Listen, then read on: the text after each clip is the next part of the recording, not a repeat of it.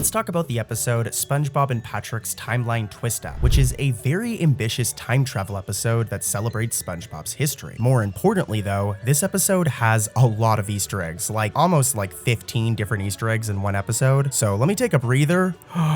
And let's get into this, guys. Here's the first one. All right, so as you guys can see, we're in SpongeBob's living room right now, all right? And there's something important here. There's two things here that are very important, and it's these two pictures. They may just seem like normal, ordinary pictures, but they're actually references to classic SpongeBob episodes. This one references the season 1 episode, Jellyfishing. The photo in the frame is a literal shot from that episode. And this other one references the season 2 episode, Frankendoodle, which as many of you guys know is when we were first introduced to Doodlebob. It's really cool to see that even in season 16, there's references to season 1, 2, and 3. And there's gonna be a ton more. Let's keep it moving. Here's the next Easter egg. Take a look at this. This one is very similar to the last one, and it's very nostalgic, as there's a bunch of moments from older episodes that are shown in this book right here. This is SpongeBob's scrapbook. This moment right here is SpongeBob with the inflatable pants from the episode The Sponge Who Can Fly. Here's a side-by-side, really good reference.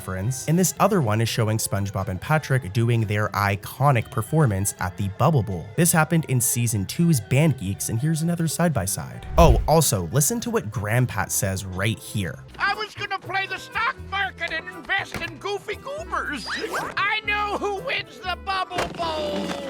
If you heard him correctly, he actually references the Bubble Bowl, making for another reference to an iconic episode. And this next Easter egg is very similar. It has to do with a certain location that we have not seen for a very long time. Take a look at this clip.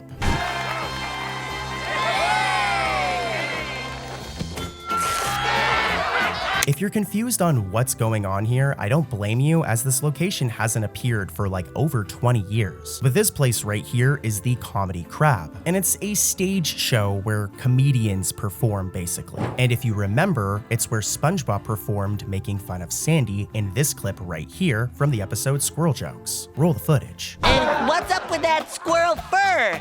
I guess fleas need a home too, huh?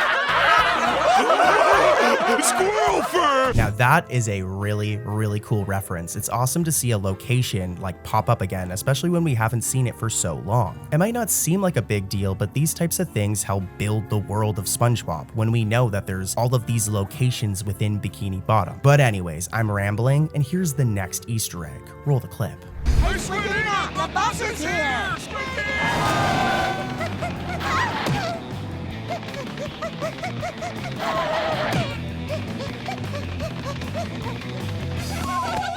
Now, I wasn't entirely sure about this next one, but after watching one of my favorite episodes, Rock Bottom, I know for sure that this is a reference right here. As just like SpongeBob from the episode Rock Bottom, Squidina tries to catch up with the bus, but she can't because the road is pointing up, of course, and this prevents her from going up. But more importantly, she also falls and climbs the same exact way that SpongeBob did in Rock Bottom, as you can see in this side-by-side. So this was a very clear and direct reference. Pretty cool, and guess what, guys? I have another Easter egg. So let me explain a little bit here. A big plot point of this episode is that the events of multiple other SpongeBob episodes are pretty much rewritten by the Patrick Star family, which includes season 1's Help Wanted, the episode Ripped Pants, the episode Rock Bottom, as I just mentioned, and the episode Neptune Spatula. And something I found really weird and interesting here is that the second half of the rewritten version of Help Wanted pretty much turns into an abridged version of the episode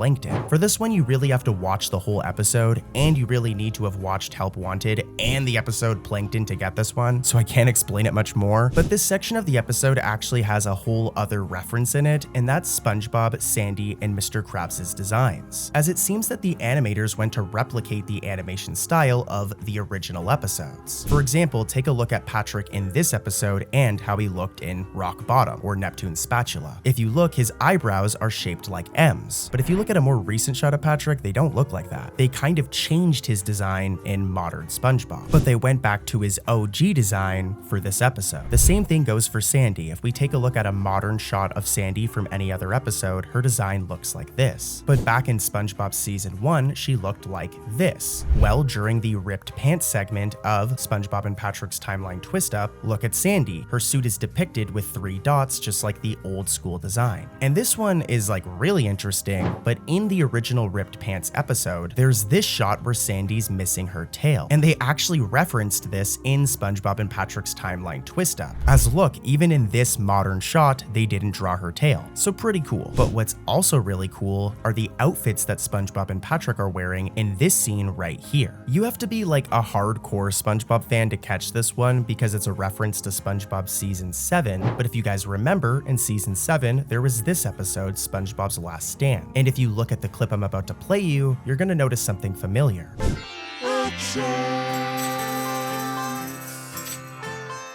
Yeah, those are the same outfits we just saw in SpongeBob and Patrick's timeline twist up. So even 10 plus seasons later, they're still referencing this, which is very, very, very cool. And I have another reference like this that's very similar that can be found in this next scene right here. It takes place during the rock bottom part of the episode.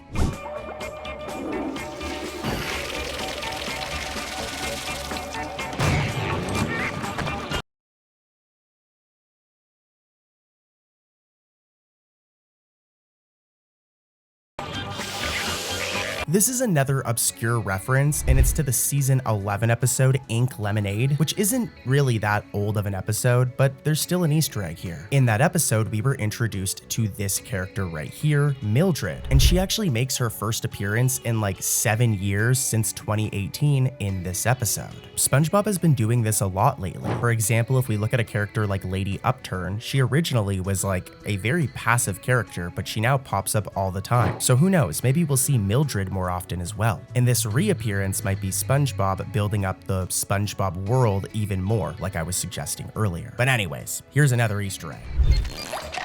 Next. Next. Next. If you're confused, some of these characters right here, this guy, we've seen them before. They're not just regular rock bottomites. If we rewind back to the season 11 episode, The Night Patty, in this episode, SpongeBob and Patrick decide to do something we haven't really seen before. After a trip at Glove World, they decide to grab a bite to eat at the Krusty Krab, but it's nighttime. Howling rings, sucker shakes, boogers, crawly fries. Give us the works! One great Pacific garbage patch! Order up! Turns out that the nighttime attracts a completely different crowd at the Krusty Krab, including some of these guys right here. And here's a side-by-side, these characters actually appeared in the episode we're already talking about, SpongeBob and Patrick's timeline twist up. They can be seen right here in Rock Bottom, which is a fitting place for them. And yeah, it's kind of weird seeing season 11 episodes get Easter eggs now, but I mean, like, season 11's kind of old now. Like, let me check, 1 second. I'm literally gonna do a Google search, 1 second. 2019, so it's been 6 years since SpongeBob season 11. Crazy to see that we're getting Easter eggs referencing episodes from that season now. But here's another Easter egg. All we have to do is...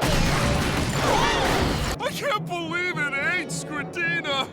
I was just starting to remember I had a sister.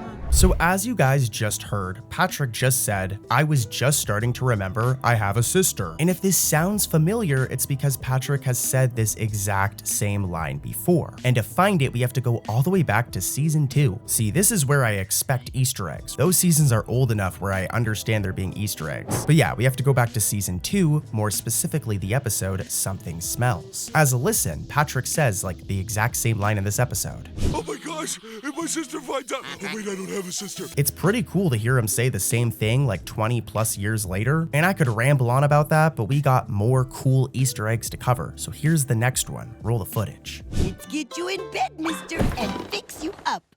My kingly docket is incredibly full today.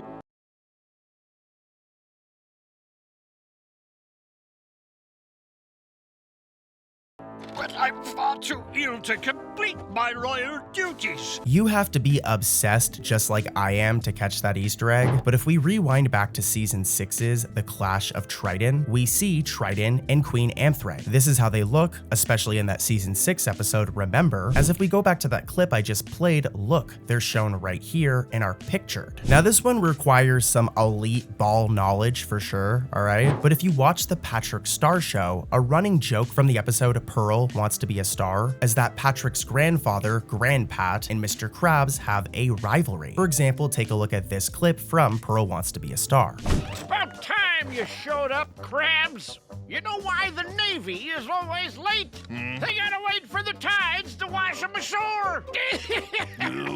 Well, during SpongeBob and Patrick's timeline twist-up, we get this scene where it's literally brought up and referenced, which is really cool because this shows continuity. Roll the footage. I hope it's not a problem working for your old frenemy. I'm not working for you, Crabs. I'm working near you. This is one of the biggest things I've seen in season 16 is the SpongeBob team is doing a bunch of like little things to add more continuity to the spin-offs like Camp Coral, the Patrick Star Show, the movies, etc. But yeah, here's another one. Roll the footage. Formula acquired. All hail the Grand Patty! Did you guys catch it? Well, Karen's analyzer, this thing right here, is the exact same one from the episode Plankton, the season 1 episode Plankton. I love this type of attention to detail, and I mean, look at this side by side, they're nearly identical. Also, we don't need to play a clip for this, but something I want to point out, if you ever watch this episode, is if you pay attention to Karen's personality, it's a lot more in line with her earliest appearances. They've evolved her character over the years, but this episode is definitely paying a homage to the original Karen from season 1, 2, 3, 4, 5, 6. And okay, there's one more for this episode, and then we can finally move over to like another episode. Can you believe they put this many Easter eggs in one episode? Considering the plot of this episode, I guess it makes sense. But anyways, I need to explain. My phone went off, but I'm gonna keep it in the video still, because I'm real. I'm not like one of those crappy AI SpongeBob channels. But yeah, I need to explain this one. But basically, a while back, there was an event called the Tidal Zone, okay? And basically, there were 3 episodes from SpongeBob season 13 where the Patrick Star Show and the SpongeBob regular cartoon had a crossover. More specifically, Grandpat, who would go through this wormhole right here to different times. Sweet Neptune, have I found the beginning of the universe? Now, if you pay attention during this episode, SpongeBob and Patrick's timeline twist up, I feel like I've said that 1,000 times already, but in this episode, whenever the Star family travels through time, that exact same wormhole animation is reused. And I think this is how it's going to be forever now. I think whenever there's a time travel storyline in SpongeBob, they're always going to use this exact wormhole animation. But anyways, that one was kind of boring. Hopefully it was so boring that you're sleeping right now. You should be sleeping by now. But let's head over to another episode, guys, and I've saved some of the crazier Easter eggs for later on. That way, if you're still up, I still keep you guys entertained, all right? Here's one that you guys probably weren't expecting, but in the new SpongeBob movie, the SpongeBob movie Search for SquarePants, if we look at one of the promotional posters, we can see that SpongeBob and Patrick are mimicking the exact pose that Jack and Rose make in James Cameron's 1997 film Titanic. Similarly, said poster's tagline, "Near, far, wherever pirates are," is a parody of the line, "Near, far, wherever you are," from the song My Heart Will Go On by Celine Dion, which was the main theme of Titanic.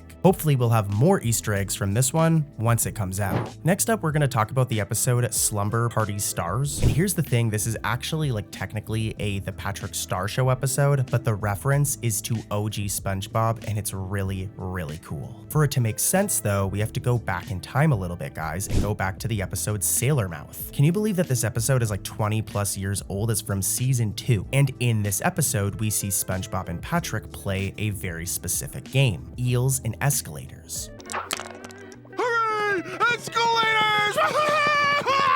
Now, this game has popped up multiple times in other episodes over the years, but even in season 16, it's still popping up. As look, in Slumber Party Stars, the die that Cecil holds up is the exact same one from Eels and Escalators. Here's a side-by-side, and yeah, what a cool Easter egg, right? These ones are awesome. Another cool reference in this episode is what Patrick is seen wearing during the scavenger hunt scene. Some of you guys may be too young to catch this reference, but Patrick is actually wearing Elmer Fudd's hat. He was a character from the Looney Tunes, and here's a side-by-side, and yeah, it's like pretty much the exact same hat. But let's head over to another episode.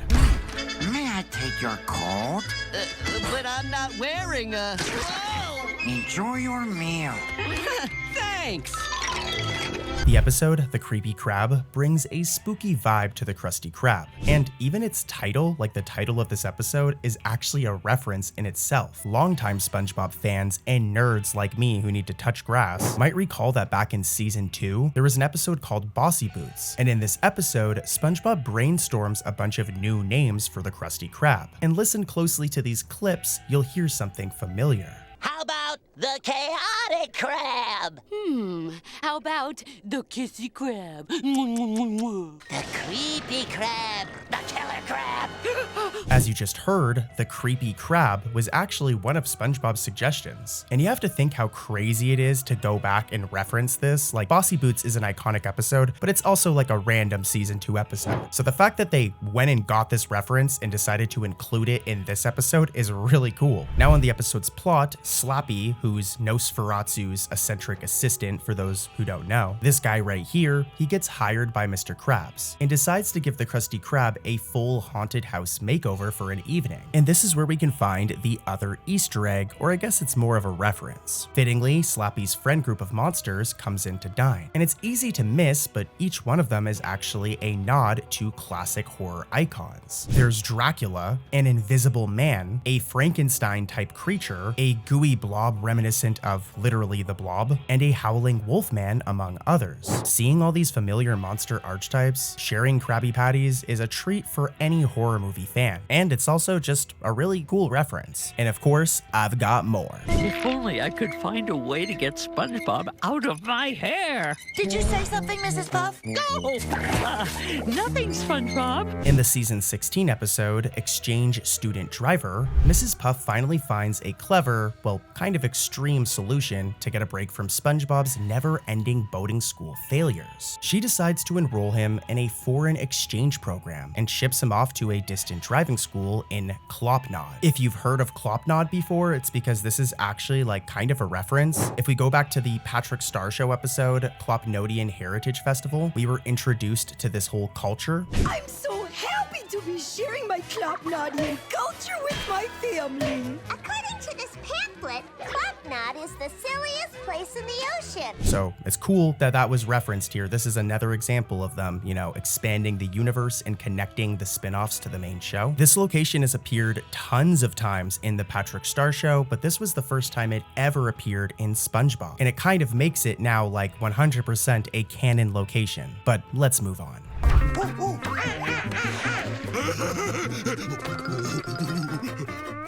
Oh no!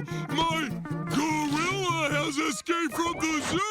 Next up is the episode Gorilla Suit Day, another one from season 16. I've been covering tons of new episodes in this video, just saying. So please subscribe. But if you're a true SpongeBob fan, the episode name Gorilla Suit Day should already kind of give you an idea of one of the Easter eggs here. But like I said, you gotta be a hardcore SpongeBob fan. But we'll get there. So the premise itself of this episode is really fun. On the annual Gorilla Suit Day, SpongeBob dons a full-body gorilla costume, and with Patrick's help, plans to prank the whole town. Right from SpongeBob's morning routine, the episode starts referencing classic SpongeBob moments. For one, when SpongeBob wakes up, he excitedly checks a giant calendar on his bedroom wall. And this itself is a reference, as if we rewind back to the season 1 episode Boating School, take a look at this scene.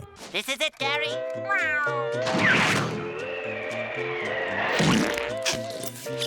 The big boating exam is today. I've never felt so capable!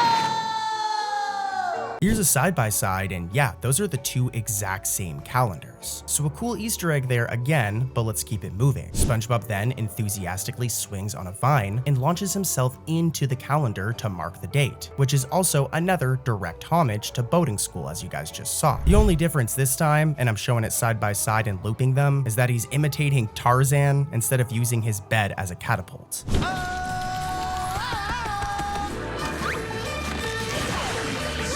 And here's another fun fact for you guys about this episode. As you heard, SpongeBob did like a Tarzan-like roar just now. And funnily enough, the sound clip that was used for this is actually a recycled clip, as listen to this scene from the episode Who Are Zoo.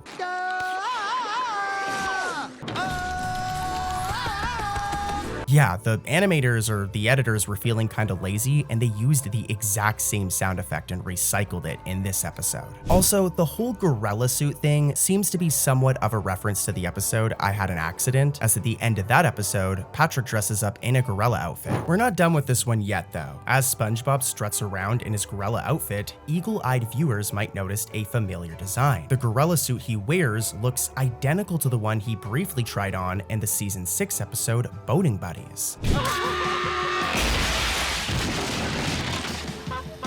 Except in this episode, the fur is gray rather than brown. In my opinion, guys, I think that this one's a reach, but if you were to go on like the SpongeBob Reddit, I've seen people debating if this is an Easter egg, so don't blame me, I'm just presenting it to you. Later, when SpongeBob tears apart the house in a panic because he gets stuck in the suit and starts being mistaken for a real gorilla, he starts searching for his trusty spatula. And listen closely as he calls it something specific. Spatty? Spatty! As you heard, SpongeBob referred to his spatula calling it Spatty. And if we listen to how SpongeBob refers to his spatula in an older episode, Spatula of the Heavens, listen, he calls it the same thing. My spatula's broken, Mr. Krabs. I can't make Krabby Patties without Spatty. This episode also adds to a running gag about Mr. Krabs and deep fryers. Unfortunately for our favorite crab over here, there have been numerous instances in older episodes where Mr. Krabs has just straight up gotten deep fried. For example, take a look at this clip from the episode Whatever Happened to SpongeBob. Mr. Krabs, are you okay? I'm fine. Ouch, that definitely hurt. And it happened again in the episode Mermaid Pants. Now, I don't know about you guys, but I'm feeling pretty hungry now, but that's not what we're here for, as this gag of Mr. Krabs getting deep fried was actually referenced in Gorilla Suit Day. As take a look at this scene. You can't fry me. I'm not even better. I hate Gorilla Suit Day.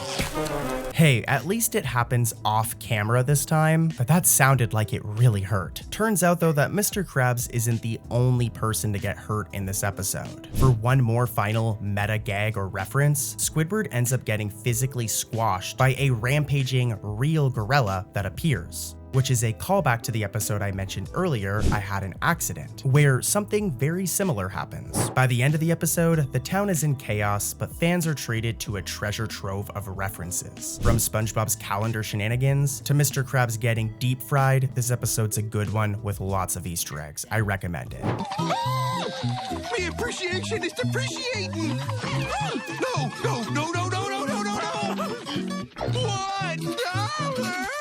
Okay, so we just talked about a bunch of season 16 episodes, but let's switch up the flow a little bit. Our next episode is called The String. And before we get into the Easter eggs, let's do a little plot summary. This episode begins with SpongeBob cooking Krabby Patties until he sees a loose thread on Squidward's shirt. SpongeBob decides to pull the string and ends up pulling it for so long that it leaves Squidward naked.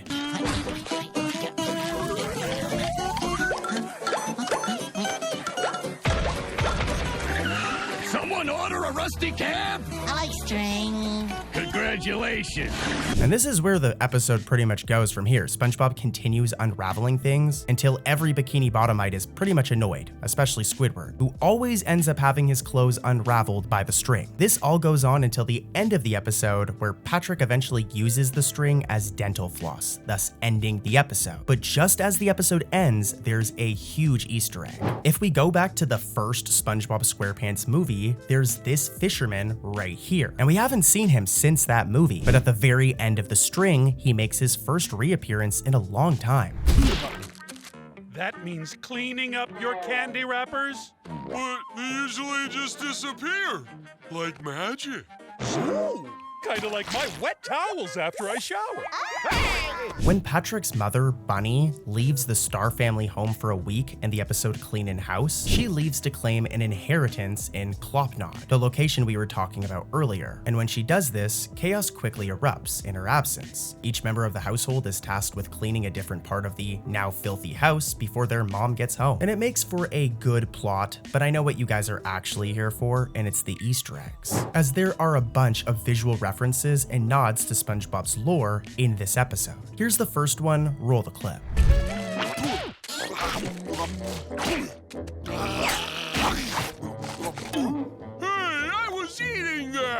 So as you can see right here, I'm looping it, but Patrick can be seen eating a chocolate bar. But this isn't just any old chocolate bar, guys. Take a look at it and then take a look at this scene and it might seem a little familiar. Did you say chocolate? Yes, sir. With or without nuts. Yeah, that's right, guys. The chocolate that Patrick's eating at the start of this episode is the same chocolate bar from Chocolate with Nuts. Here's a side-by-side. And dude, now I'm hungry. Deep fried crabs today, this chocolate bar. I'm gonna go get some food after this. But yeah, really cool reference, guys. And here's another one. Roll the clip.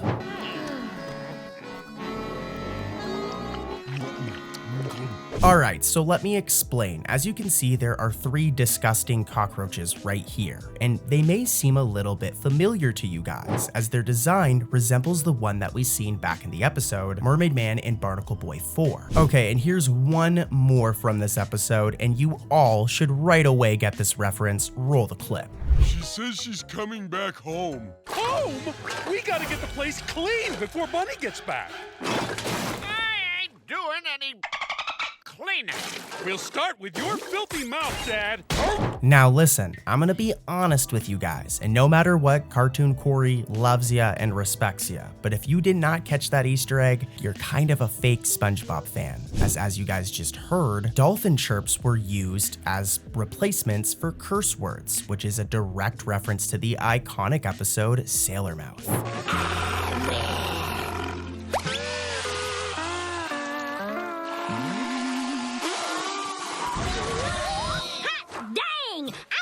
Than green grass through goose. This next episode, Squirrel Jelly, has 2 Easter eggs in it. For the first one though, we have to rewind back to the episode Jellyfish Hunter. Now we haven't seen this character, who's known as Friend, for a very long time, but near the ending of Squirrel Jelly, look, he makes his first appearance in a very long time. Now the other Easter egg is related to a song, as if you listen closely in the scene I'm about to play, the song I Hate People, which is from another SpongeBob episode, SpongeBob's Place, can be heard in the background. I can have the best of times all alone because I hate people.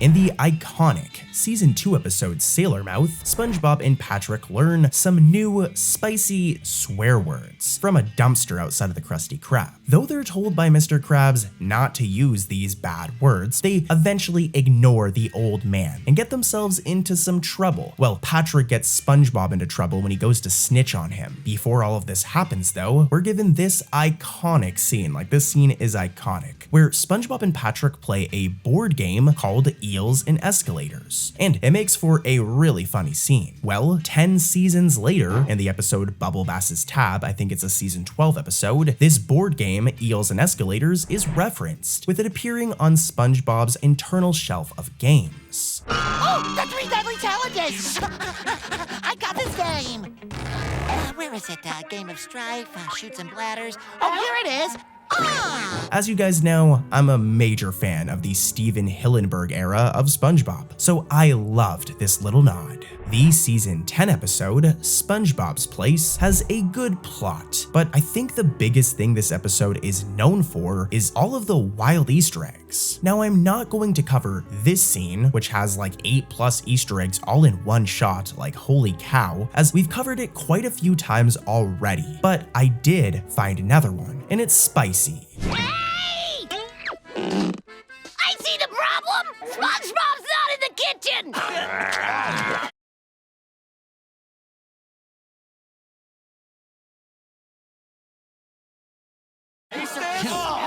Remember the Nasty Patty that SpongeBob and Mr. Krabs prepared in the season 3 episode of the same name? Yeah, well, it appears again for the first time in a long time during this scene. There are some slight differences, but this was definitely a throwback to season 3, and I absolutely adore it. Oops! Oops, I dropped it in the toilet. Well, fish it out, and I'll dry it with me gym socks. Squidward has referenced his groovy moves a few times, but the most notable reference, in my opinion, was in the episode Pat Heart Squid, as when Squidward tries dancing to attract people, at one point, his moves are precisely what he does in Culture Shock. And guess what? In response, the audience throws tomatoes at him, just like they did in that episode. Poor Squidward.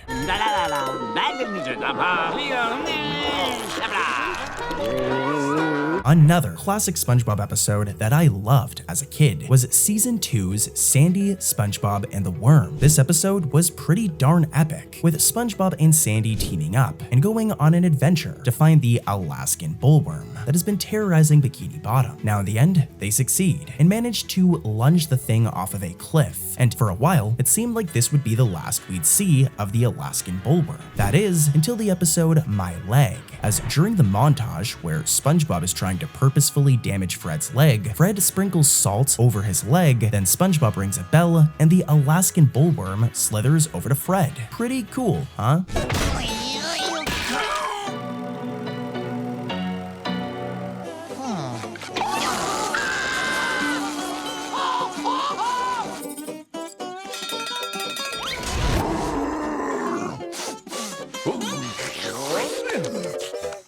The episode, Appointment TV, has been covered many times on this channel, and that is due to it being full of Easter eggs. Like seriously, there is a good 5 to 10 Easter eggs in this episode, but today we're just going to focus on one. Back in the Season 3 episode, Mermaid Man and Barnacle Boy 5, SpongeBob, Patrick, Squidward, Sandy, and Mermaid Man dress up as the IJSLA, and Sandy dresses up as Miss Appear and wears this costume. Well, she wears the exact same costume 8 seasons later in Appointment TV, thus making for an awesome callback or Easter egg. He may be half a mermaid, and he may be half a man, but to us he's more than a hero. He's our mermaid man. Back in the classic episode, Chocolate with Nuts, SpongeBob and Patrick struggle with their newly founded door-to-door chocolate bar business. That is, until they come across this Barnacle Chips billboard, which inspires them to be a little more business savvy. Well, it actually inspires them to start lying to people, but yeah, well, as crazy as it sounds, this billboard has popped up quite a few times over the years as an Easter egg, with its most recent appearance being in the episode Teacher's Pests. Don't get me wrong, this is totally a really cool Easter egg, but I do find it funny that it's just a simple billboard. Nonetheless, I love classic references like these, so I hope to see it again in the future. Eat barnacle chips. They're delicious. They are most certainly not delicious. Not the way I use them. One of my favorite classic or iconic SpongeBob episodes is Season 3's Krusty Krab training video, an episode that parodies fast food training videos from the 90s and does a very good job at doing so. Now, as a kid, I absolutely loved this episode, so I was really happy when it got referenced in the episode Appointment TV. In this episode, a rare episode of Mermaid Man and Barnacle Boy is going to air on TV, and SpongeBob wants to record it. So at one point in the episode, we see him set up his VHS to record, and he looks at his tape collection to tape over a tape and record the show. And it seems that one of these tapes is the Krusty Krab training video, thus making for a really heartwarming and cool Easter egg. Sounds like a lot of... Hoopla! Sounds like a lot of... Hoopla! Sounds like a... Hoopla! Hoopla! In the episode Nasty Patty, another classic SpongeBob episode, this episode is a banger. SpongeBob and Mr. Krabs are confronted by a health inspector who wants to try everything on the menu to see if everything is up to the health code. This guy's name is Health Inspector Yellowtail Andy, and to be honest, we haven't seen him much since this episode. He has appeared a few other times, but he's usually a different color, but recently in the episode A Place for Pets in Season 13, he made a big return, and he looks how he used to look, the way he looks in Nasty Patty. This was a really cool reference, and it's awesome to see such an iconic character return to the show, even though it was a fairly minor cameo. But anyways, here's a clip of both appearances with audio. I'm going to need you to bring me one of everything on the menu. Fresh sludge pudding. More diet red tie. Some fried Please, gentlemen!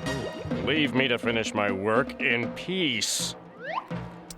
Hold it right there, Krabs. Oh no! The health inspector! Oh, yes, the health inspector. In the episode Wet Painters, SpongeBob and Patrick are tasked by Mr. Krabs to clean the inside, or, well, paint the inside of Mr. Krabs' house, at the cost of their behinds if anything other than the wall gets painted on. Well, spoiler alert, something other than the wall does get painted on, and that's Mr. Krabs' iconic first ever dollar. Now in the end, everything works out when we find out that the paint can just be removed with a little bit of saliva. Plot twist. But after this episode, Mr. Krabs' first dollar has kind of gone missing. We haven't really seen it since. That is, until the episode Bottle Burglars. As in this episode, the dollar is one of the objects that SpongeBob cleans on cleaning day. He actually ruins it. He scrubs it so hard that it turns into a quarter and then a penny before it completely disappears. But don't worry, SpongeBob just replaces it with a random $1 bill from his pocket, and Mr. Krabs never even notices. But talk about a cool Easter egg. This paint actually comes off with saliva. You told us the paint was permanent, so me and Patrick would be more careful and not get paint on anything. Nah, I just like to mess with you. Aw, Mr. Krabs' first dollar. How many what?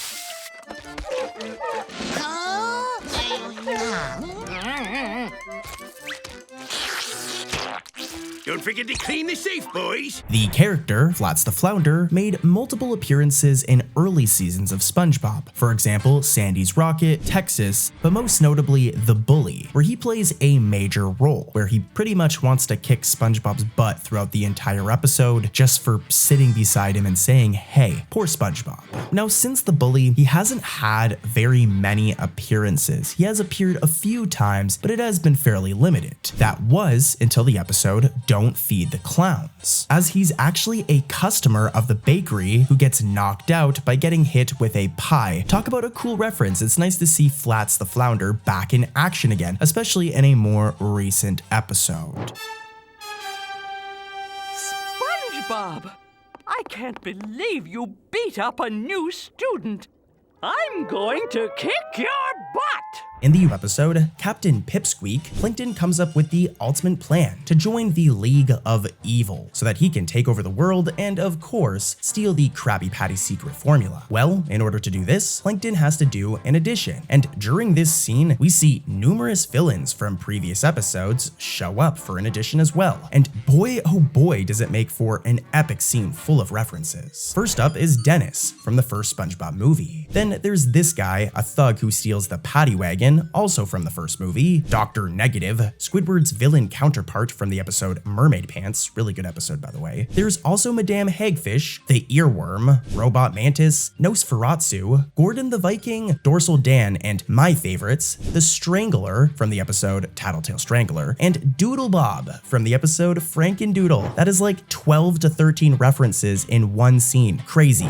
Dude, sign in and wait your turn. Get out of the car, fellas! Take all your money and put it in the bag. No, Mr. Bob, I expect you to fry. Maybe the full moon I rises. am the Strangler. I'm the Strangler. What is this? To be or line? Our next Easter egg can be found in the season 13 episode Upturned Girls, an episode we've admittedly talked about a lot recently, but only because the episode is full of spicy Easter eggs. Now, the Easter egg in question has to do with this obscure SpongeBob villain, the Atomic Flounder. This supervillain was formerly an enemy of Mermaid Man and Barnacle Boy, and made his first appearance in the season 1 episode, Mermaid Man and Barnacle Boy 2, as an old retired version of himself that gets attacked by SpongeBob.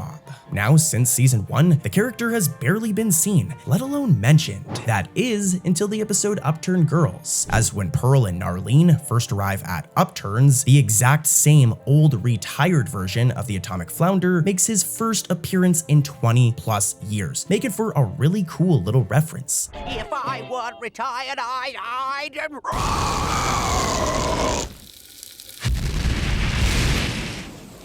do that! Okay, so I know we already talked about this episode today, but let's head back over to Captain Pipsqueak for a second. Now, when we first mentioned this episode, I went over all of its cool references to past episodes, but I did leave one out, and this is due to it not being from a SpongeBob episode, but from a SpongeBob video game, and that's this blue little dude known as Prawn. Prawn made his first appearance in the SpongeBob video game, SpongeBob Battle for Bikini Bottom. It's really cool to see Prawn make his way over to the actual TV show. I wonder though, does this mean that SpongeBob Battle for Bikini Bottom is now canon? Let me know what you guys think in the comments. I'm curious. Did someone call?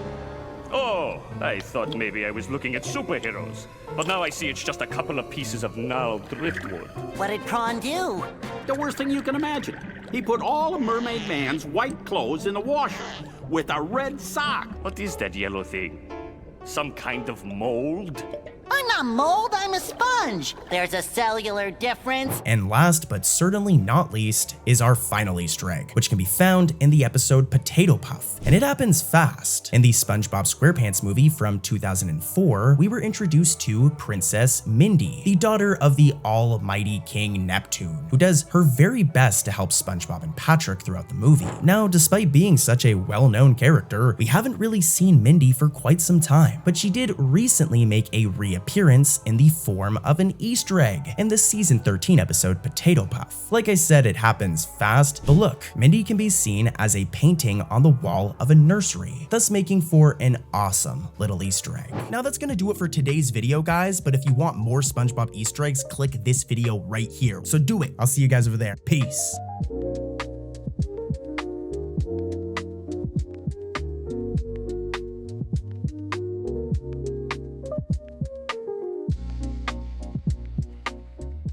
In the episode Bad Luck Bob, we're introduced to SpongeBob's lucky tie clip, this thing right here. And SpongeBob pretty much believes that this thing causes him to have good luck. In his mind, whenever he isn't wearing it, bad things happen to him. For example, at the start of the episode when he isn't wearing it, he slips out of bed, he gets crushed by his alarm, and even this happens.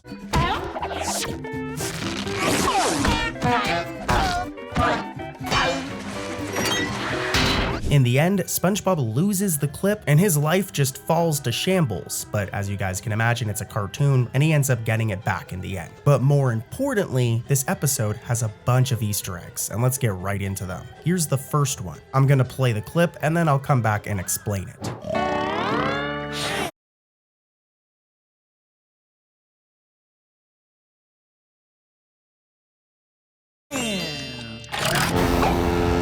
You have to be a major nerd to catch this one. But if we go back to the old school episode Bubble Stand, a big plot point in that one is SpongeBob blowing bubbles, and he blows all sorts of bubbles.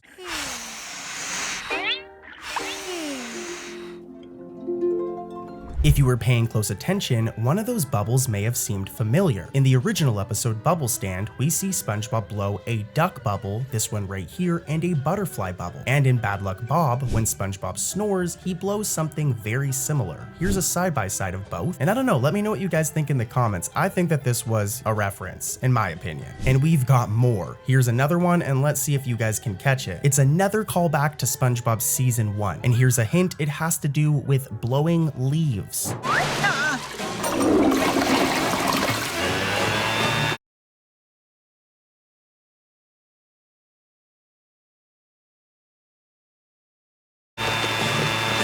You may have caught it, but the reef blower, as previously seen in the classic episode Reef Blower from SpongeBob Season 1, returns for the first time in a while and is used again by SpongeBob. This was actually the reef blower's third appearance, and it also appeared in the SpongeBob Sponge Out of Water movie. But I'm going to be doing a video that's pretty much all about movie Easter eggs from SpongeBob, like specifically in the SpongeBob movies, so subscribe for that video in the future. But yeah, let's keep it moving. Here's another Easter egg. I'm going to play the clip and then I'll come back and explain it. Roll the footage.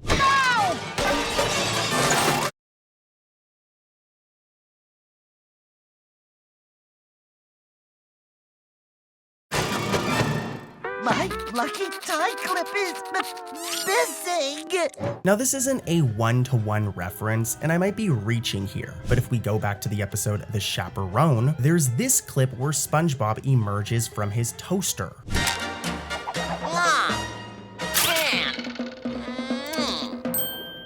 handsome. It seems that this is referenced in Bad Luck Bob, but SpongeBob looks kind of different. I don't know, let me know in the comments what you guys think. I think that this is a reference, but I don't know. But here's a fun fact about the episode. Take a look at this clip where SpongeBob gets his feet run over by a truck.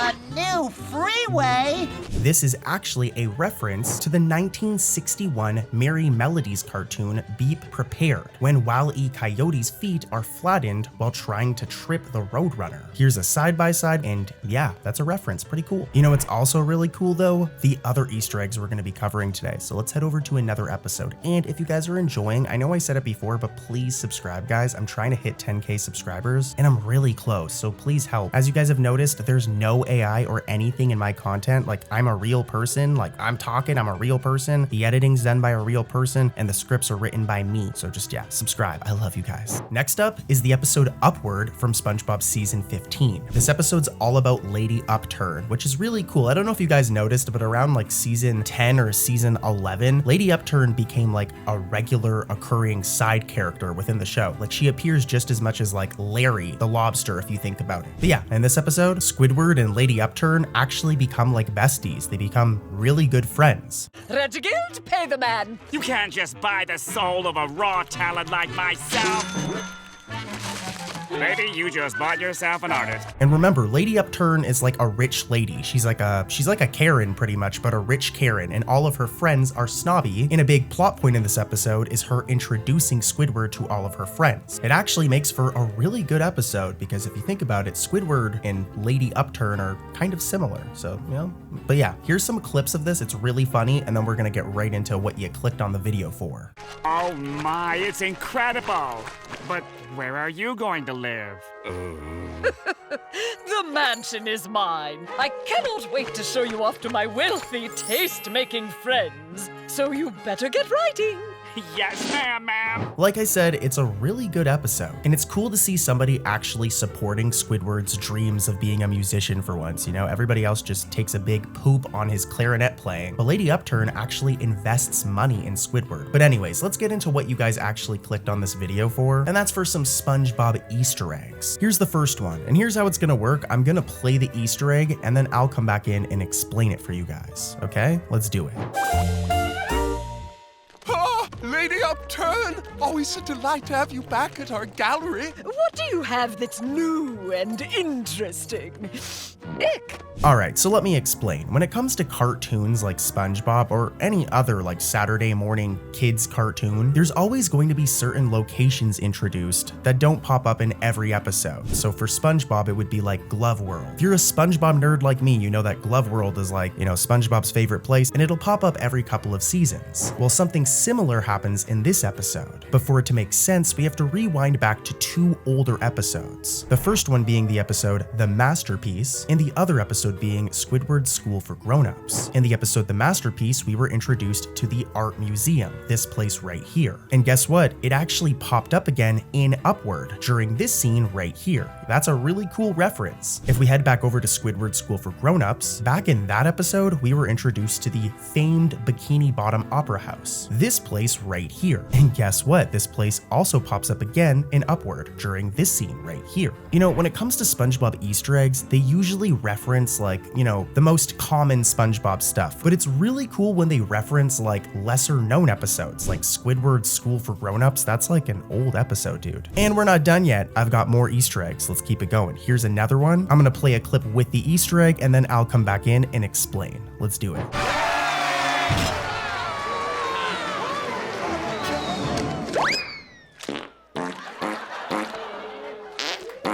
Now this one is really, really funny. So if we go back to the episode Band Geeks, an iconic episode, there's this iconic scene with Patrick. Roll the clip. Is mayonnaise an instrument? No, Patrick, mayonnaise is not an instrument. Yeah, well, that's referenced in Upward. As if you look at the Opera House, Patrick is literally playing mayonnaise as an instrument. So take that, Squidward. You know, if you remember, Squidward said that mayonnaise is not an instrument, but I guess it is, right, Patrick? Damn. Okay, here's another one, and you have to be a major nerd to get it, okay? It references the episode Squid Noir. Roll the clip. Lady Upturn, there's a jellyfish blocking your ears.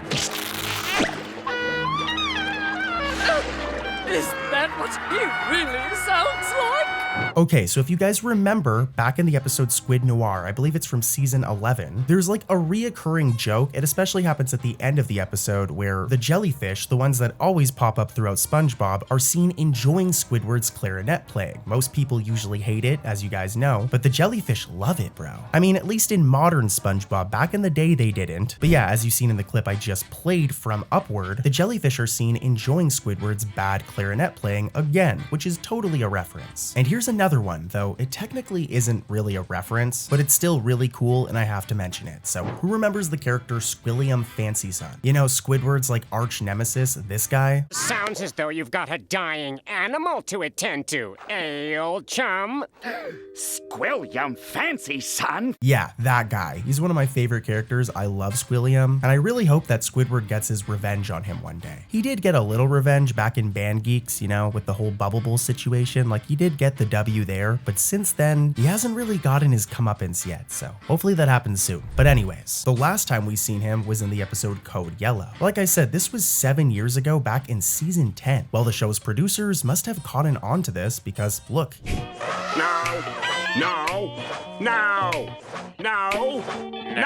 And just saying, he actually appears again in the next season, season 16, so stay tuned as I'm gonna make a video on that in the future. I'm gonna move on to another new SpongeBob episode in a moment, but I've got a couple more little Easter eggs and facts for you guys from this one that are really cool. Throughout the episode, Squidward wears numerous different outfits, and all of them are different references to other celebrities and cultural icons. While angrily swatting away his sheet music, he resembles Andy Warhol. Here's a side-by-side right here. Or, while shopping for a golden clarinet, he resembles Wolfgang Amadeus Mozart from the 1984 film Amadeus. Another example is when he invites SpongeBob and Mr. Krabs to his debut concert, as he resembles composer Liberace, even wearing his signature King Neptune outfit. And in his last outfit, the one he wears while performing at the famed Bikini Bottom Opera House, he resembles the legendary Elton John, more specifically from his 1975 performance at the Dodger Stadium. And of course, here's another side-by-side. Really cool stuff, and now we can finally move on to another episode. Let's do it.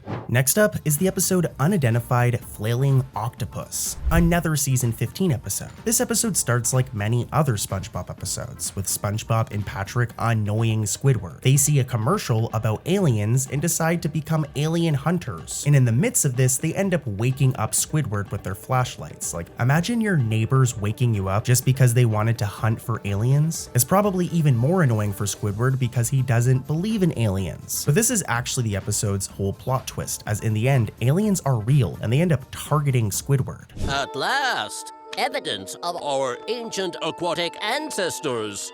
We must take the artifact back to the ship. I don't want to spoil the episode, I'll save that for you guys, but let's get into the Easter eggs or trivia when it comes to this episode. The first one is very interesting, but you have to be a Patrick Star Show fan to actually understand it. If we rewind back to the Patrick Star Show season 1 episode, To Dad and Back, we were first introduced to the character General Grouper, this dude right here. We could use a man with that star's speed and agility in outer space. Send him up to astronaut training on the double. Yes, sir, General Grouper, sir. Now, what's really cool is that this character is actually exclusive to the Patrick Star Show. He was introduced and debuted in the Patrick Star Show, and he's never actually appeared in SpongeBob. But this all changed in the episode we're talking about today, Unidentified Flailing Octopus, as look, he appears right here, making for a really cool Easter egg. It's awesome to see a character that was exclusive to a spin-off show pop up in SpongeBob. General, what are the chances that these photos and videos are just a hoax?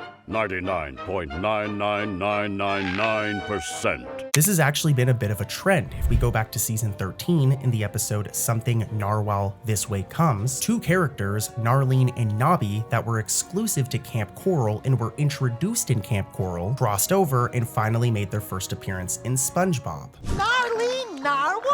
I haven't seen you since we were kids! But it's pretty cool. Do you guys want to see this more often? Do you guys want to see more the Patrick Star Show exclusive characters or more Camp Coral exclusive characters appear in regular SpongeBob? Let me know in the comments. Our next set of Easter eggs, or well, Easter egg, there's only one, can be found in the episode Biscuit Ballyho. In this one, Sandy's Science Scouts, these characters right here, try to raise money for a trip to Mars by selling these biscuit boxes around town. Well, Mr. Krabs, being a greedy crab, decides decides to get in on the action himself, stealing Sandy's idea. Crusty doodles. Blech. These are just stale Krabby Patty buns. Yeah, Mr. Krabs sucks, and this whole thing leads to like a town-wide war with both troops fighting to get sales. It's a fun, wild episode that I definitely recommend, but we're not here for that, we're here for Easter eggs, and there's one I want to talk about. I'm gonna roll the clip and then I'll explain it after. Roll the footage. All right, Science Scouts, listen up. This here business is serious as a rattlesnake bite.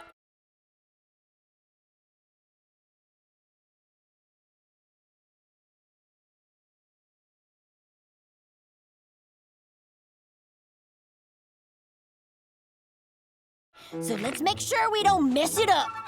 If we earn enough money, we can finally afford that trip to Mars! This is a very obscure reference, but some of the writing that Sandy uses in her blackboard in the beginning of the episode are references to one of my favorite episodes, SpongeBob in Random Land. Particularly this K equals AZ equation and 1220, which is the exact production code for the episode SpongeBob in Random Land, which is how we know for sure that this is a reference. And let's keep it rolling. I've got another episode coming up after this with more Easter eggs. In season 14, we got a really cool episode, Creepaway Camp, which technically was a crossover episode with Camp Coral, where SpongeBob and the rest of the gang get stalked by this mysterious figure while they attend a Camp Coral reunion. It seems different somehow. Looks like they changed the name to Kaka. It's especially cool because this episode really puts Camp Coral into the normal, like regular SpongeBob canon. It isn't just a random show now and is directly referenced in SpongeBob, regular SpongeBob. But anyways, this episode has a ton of Easter eggs and a ton of trivia, so let's get right into it. So to kick things off, take a look at this opening shot, and there's like 4 Easter eggs in this one shot. And I'm gonna tell you guys, you might not catch them right away as they're Camp Coral references technically, but it's still cool, and this is all the same SpongeBob universe, so. But yeah, I'm gonna play the clip and then I'll explain.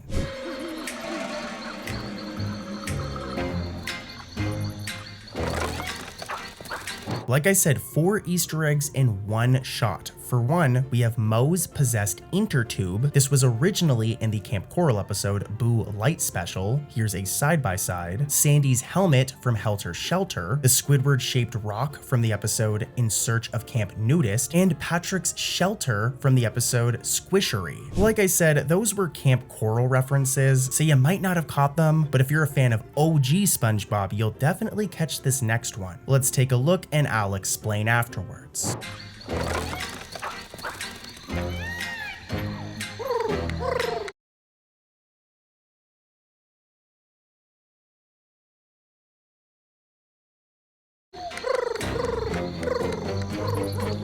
Okay, so let's pause for a second and let's rewind back to the episode One Crab's Trash. This is an iconic episode, and in this episode we were introduced to these things, owl clams.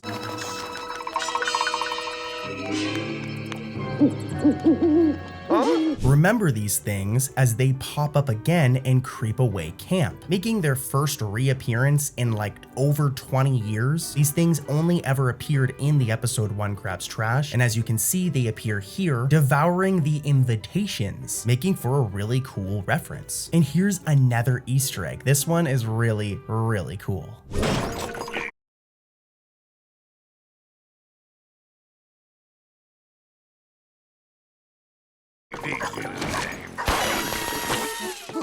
So as you guys seen, Mr. Krabs has a pet worm, but this isn't the first time we've seen him. This right here is Mr. Doodles. We've seen him for the first time like 18 years ago in the episodes Sandy's Rocket. Here's his appearance in that episode, and in the episode As Seen on TV. Here's also a shot of that. But he appears for his first time in a long time in Creepaway Camp, and he's very, very cute. I want a pet worm. Would you guys get a pet worm if you could? Let me know in the comments. But back to Easter eggs, and the producers of this episode really went all out. There are a ton of Easter eggs, and a lot of them are really like interesting and kind of obscure. For example, in this scene right here where Pearl gets laughed at by these girls. These girls aren't just any random characters. I'm gonna play this clip and they might seem familiar. Hi, girls. Hi, Pearl, are you guys coming to my totally coral birthday party tomorrow? I don't know, Pearl. Is this gonna be as totally coral as last year? Yeah, well, if we rewind back to the episode Whale of a Birthday, which we just did with the clips I just showed you, those same girls that laugh at Pearl in Creepaway Camp are her same friends from A Whale of a Birthday, which is another episode that's nearly 20 years old. Like, who thought of this? What cool attention to detail. And there's more. Take a look at this scene where all of the different cast members go on this bus to go back to Camp Coral. There's something in the background that is a reference to one of my favorite classic SpongeBob episodes. Roll the clip. Suppose that makes sense. Wait for me, dudes! Did you guys catch it? So this sign right here, which reads, "You are now leaving Bikini Bottom," is actually from the episode Rock Bottom, and it's the exact same sign, which is really cool. Rock Bottom isn't even in this episode. It's just an awesome reference to that episode. And I've got even more. Take a look at this scene, which takes place at a party. There's a certain group of fish here in the crowd, and they're a reference to an older episode.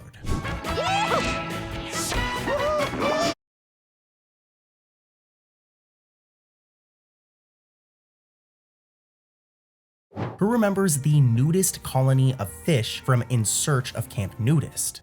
Actually, I'm only partially nude. I like to think of myself as a bridge. It's even stranger than I imagined.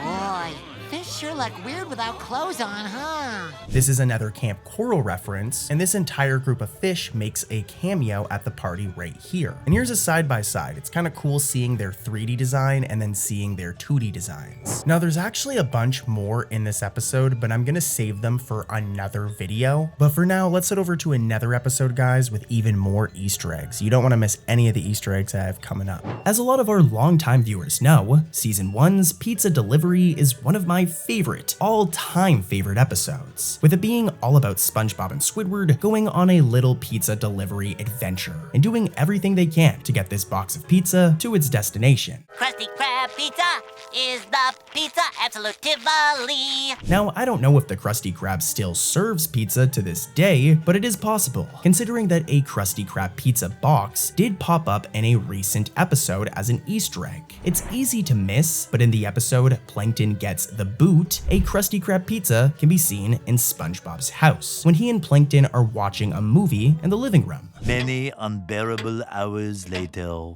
Oh, my love, what a fool I've been. Pretty cool. Now, you probably can notice there are a bunch of other Easter eggs in the shot, but I'm gonna leave you guys to find them, so leave a comment. What other Easter eggs are in this shot? Anyways though, we have seen many superheroes and supervillains throughout SpongeBob, mainly due to there being so many Mermaid Man and Barnacle Boy episodes. I love them. Some of my favorite episodes. A lot of them have stuck around. For example, the Dirty Bubble or Man Ray, but there have been a lot that have just disappeared. One often forgotten supervillain is the evil Jumbo Shrimp, who made his first appearance in Season 1's Mermaid Man and Barnacle Boy 2. Since his debut, he's made a few more appearances, but they've been far and few apart. That is, until the Season 11 episode, Squid Noir, as Jumbo Shrimp appears as a poster and an action figure in near mint comic books. It's pretty cool. So this next one could possibly be a coincidence, so let me know what your personal opinion is in the comments. We've heard Squidward jam out on his clarinet many times, and in the episode SquidBob Tentacle Plants, we hear him play a very specific tune. Good morning, Squidward. And isn't it a lovely morning? Why are you playing the clarinet on your way to work? Well, this song seems to be referenced 2 seasons later in the episode No Hat for Pat, as when Squidward plays the clarinet, he plays the exact same track he performed in SquidBob Tentacle Pants, thus making for a possible Easter egg. They might have just reused the same clarinet track, but it also could have been a reference. We don't know for sure. Now, I'm going to show more clips, but before I do, I just want to say thank you so much for watching today's video, guys. Seriously. If you're new, make sure to subscribe. Anyways, here's those clips.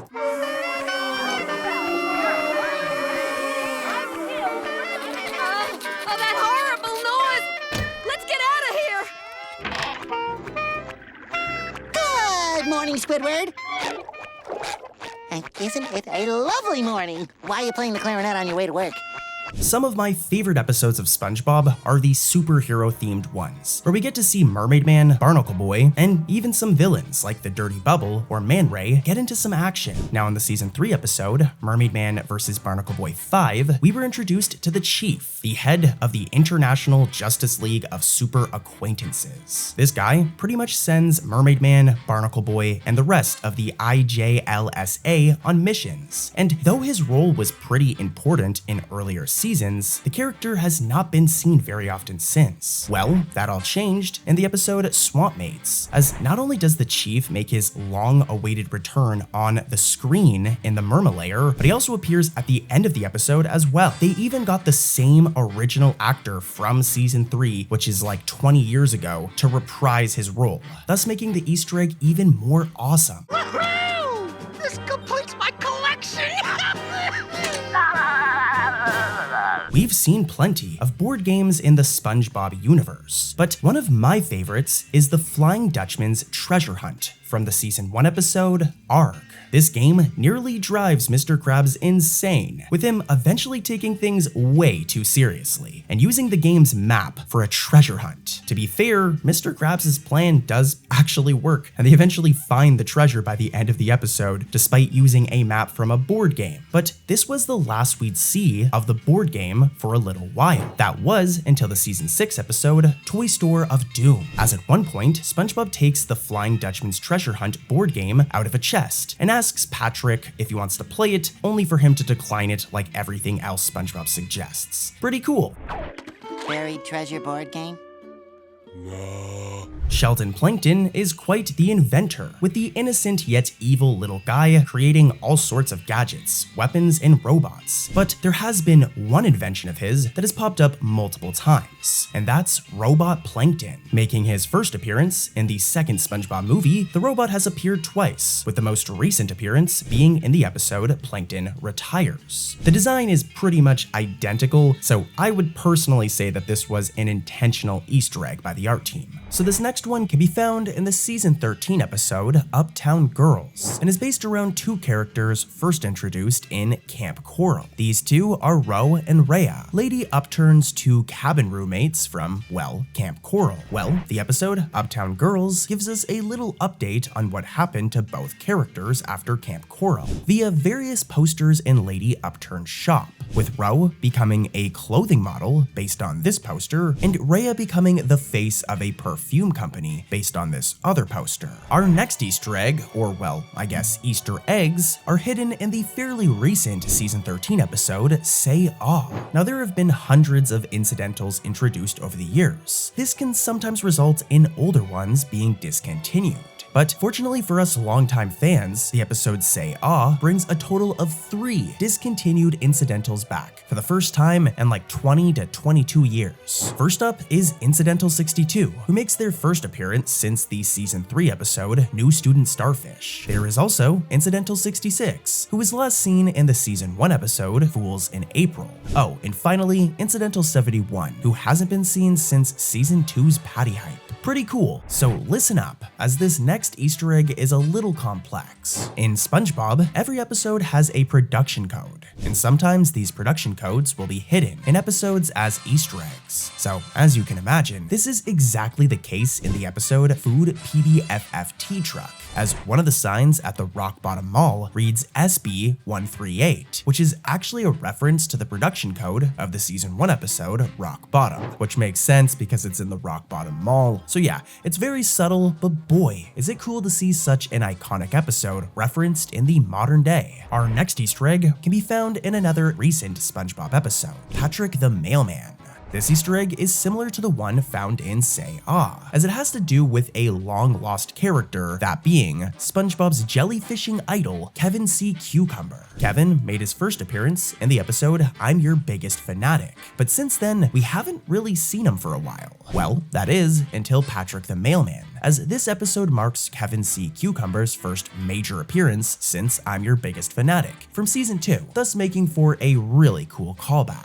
So in the world of SpongeBob, it seems that everyone wants a pet snail, with them pretty much serving as dogs or cats. Heck, even Squidward gets one at one point. Remember Snelly? Well, one snail that is often forgotten is Mrs. Puff's pet snail, Annette. She made her first appearance in the season 3 special, The Sponge Who Could Fly, but sadly has not been seen much since. Well, this all changed in the season 12 episode, My Two Crabses. During this scene, we can see that Mrs. Puff has a picture of Annette in her house, thus making for a neat little reference. I do wonder though, what happened to the snail? Like, does Mrs. Puff still have her? Let us know what you think in the comments down below. Our next Easter egg can be found in the season 9 episode, Bulletin Board. And I'm actually pretty proud of it. This is a cool one. In this episode, the Krusty Krab puts up a community bulletin board and lets customers use the board for feedback. Now, this episode is actually pretty good, but it's not the plot that matters. What actually matters is this Easter egg. In the classic episode, it's literally just titled there is a gag where Patrick, or well, Patar, his distant ancestor, puts salt on his hand and tries to eat it. It happens a couple times throughout the episode. Well, it seems this is referenced in Bulletin Board, as this exact same gag happens during this scene. You can see Patrick put his hand into his mouth, salt it, and put it back in. What a cool Easter egg. Our next Easter egg revolves around the season 1 episode, Muscle Bob Buff Pants. After getting roasted by Sandy for not being as strong or fit, SpongeBob resorts to some interesting methods to prove her wrong, and purchases a new product he sees on TV known as anchor arms. These things are pretty much gloves that can be inflated with air to look like muscles, and SpongeBob is sold pretty fast after seeing the commercial, with him ordering himself a pair so he can lie and flex on all of his friends. Well, this devious product is actually referenced in the season 11 episode Handemonium. Right at the beginning of the episode, we see the outside of Larry's gym, and if you look closely, there is graffiti that reads "Anchor arms are for wimps," thus making a direct reference to the classic season 1 episode. There's also another Easter egg here, but let me know in the comments if you spotted it. The episode One Course Meal is all about Plankton, with us learning that he has an extreme, and I mean extreme, fear of Pearl, due to her being a whale. This is actually really funny, as it's scientifically accurate due to whales being able to consume about 15 tons of plankton in one single day.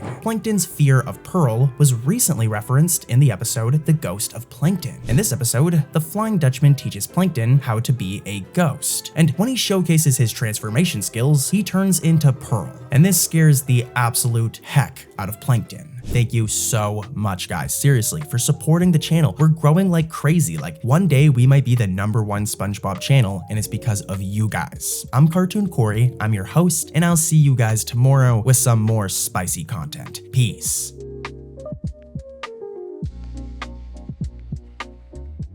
As most of you know, Squidward is an artist, so it's no surprise that one of his old paintings is referenced in Season 6. The painting in particular are his 483 self-portraits first seen in the episode Gone, and they appear when SpongeBob is having tea with Squidward in the episode Not Normal. Another reference can be found as SpongeBob and Patrick are belly sliding through town. As they go off a ramped truck, Oyster Stadium can be seen for the first time in a while as they are falling. Here's a clip of both references or Easter eggs with audio. I never thought I'd hear myself say this, but please come in, SpongeBob. Thank you. Tell me, what are you doing cooped up in here when the weather outside is so normal? Well, today is dusting day, the day I dust my 483 self-portraits. Wow, that's something you don't see in the average house. Squidward! Have you seen Gary? He's gone missing! Squidward? Not a sign of Squidward anywhere. Squidward? You up here?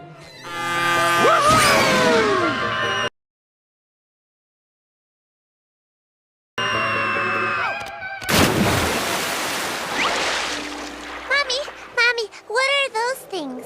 Those are undesirables, honey. We've seen plenty of board games in the SpongeBob universe, whether it's Sailor Mouths, Eels in Escalators, or Patrick the Game from Season 9. But one of my favorites is the Flying Dutchman's Treasure Hunt from the Season 1 episode, Arg.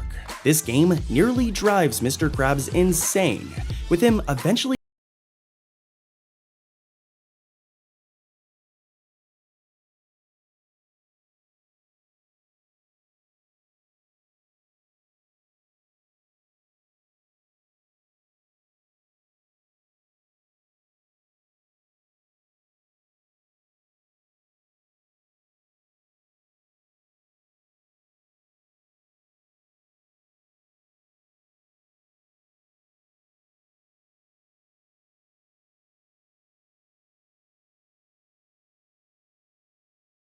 Really cool. I love Easter eggs like this. Here's a clip. Look, Patrick, 8 gold doubloons. Wait, I saw it first! Yeah! Mine! Huh?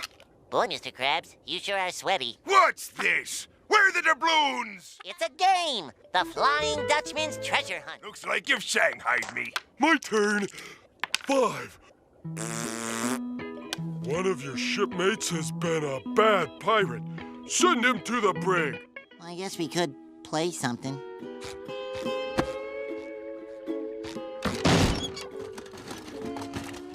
How about a yo? No. Yo. Buried treasure board game? No. The next episode we'll be talking about today actually features 2 Easter eggs, so let's just skip the plot summary and get right to the good stuff. The first is a SpongeBob's Last Stand reference, with this Save the Jellyfish sign being shown in the pile of rubble. Another reference is this ukulele, as it's most likely a reference to the ukulele used by SpongeBob in the episode Fun, which is another reference to an older SpongeBob episode. I love those. Here's a clip. Chum bucket, sludge bucket, highway fly away. Lily liver, pizza giver, mashed potato, kelp tomato. All we are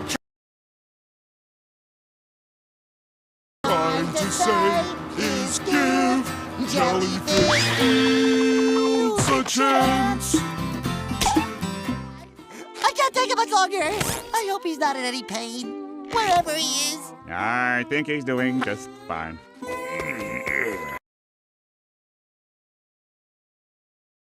Mr. Krabs, you gotta get up. We gotta get out of here. Oh. Okay, T-Boy, I think I'm good. Remember to drink plenty of fluids. Look, SpongeBob, you see all this stuff? One of my favorite classic or iconic SpongeBob episodes is Season 3's Krusty Krab training video, an episode that parodies fast food training videos from the 90s and does a very good job at doing so. Now, as a kid, I absolutely loved this episode, so I was really happy when it got referenced in the episode Appointment TV. In this episode, a rare episode of Mermaid Man and Barnacle Boy is going to air on TV, and SpongeBob wants to record it. So at one point of the episode, we see him set up his VHS to record, and he looks at his tape collection to tape over a tape and record the show. And it seems that one of these tapes is the Krusty Krab training video, thus making for a really heartwarming and cool Easter egg. Here's a clip with audio. All that's left is to set the VCR to record, so I can relive the magic over and over forever. But which tape to use? Don't have any blank ones left. Oh, here we go. Who needs a tape of their own birth anyway? To keep up with today's demanding customers, no expense has been spared to acquire all the latest achievements in fast food technology.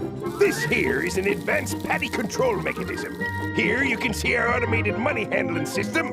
Don't touch. The character, Flats the Flounder, made multiple appearances in early seasons of SpongeBob. For example, Sandy's Rocket, Texas, but most notably The Bully, where he plays a major role, where he pretty much wants to kick SpongeBob's butt throughout the entire episode, just for sitting beside him and saying, "Hey, poor SpongeBob." Now, since The Bully, he hasn't had very many appearances. He has appeared a few times, but it has been fairly limited.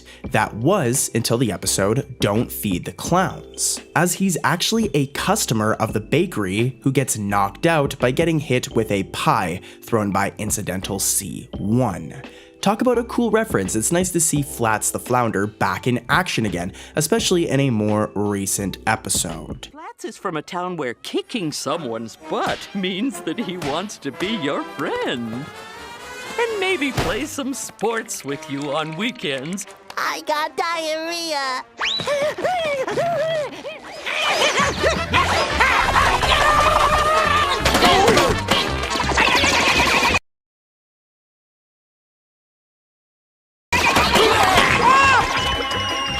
Pepper pie!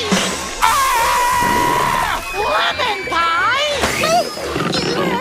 Honey pie! In the Season 6 episode, The Krabby Chronicle, we get a cameo from a longtime fan favorite character that had been absent for some time. Now, back in Season 3, we got the iconic episode, Nasty Patty, an episode all about Mr. Krabs and SpongeBob nearly killing an innocent health inspector. Now, this health inspector is named Health Inspector Yellowtail Andy, and after missing for a few seasons, he made his much welcomed return in the episode The Krabby Chronicle.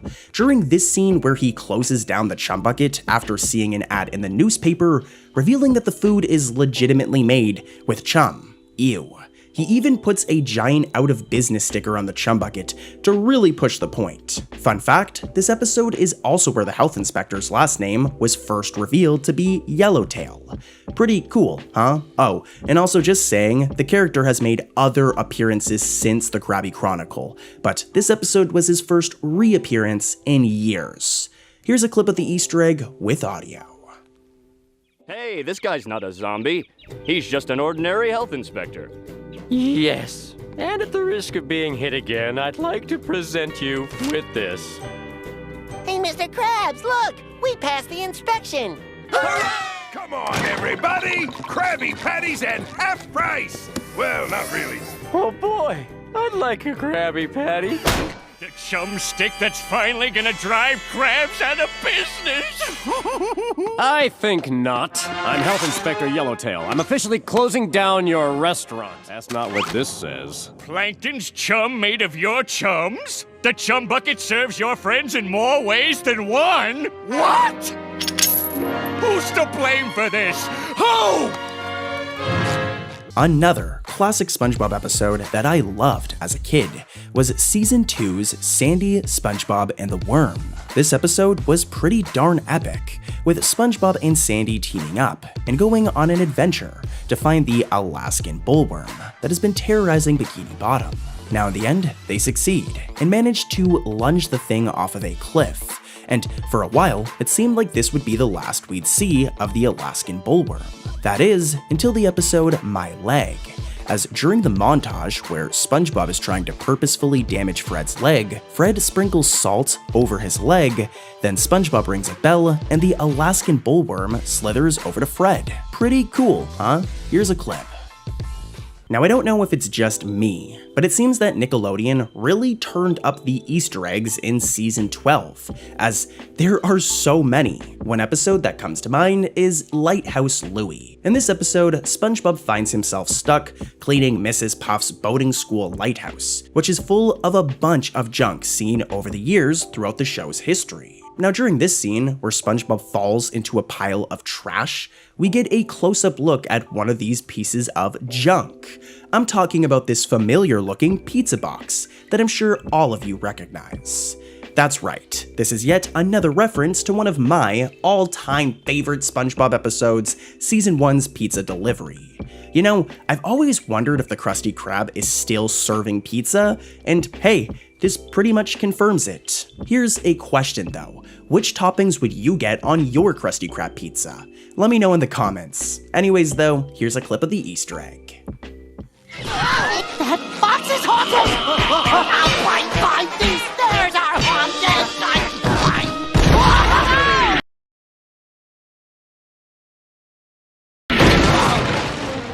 This trash is haunted!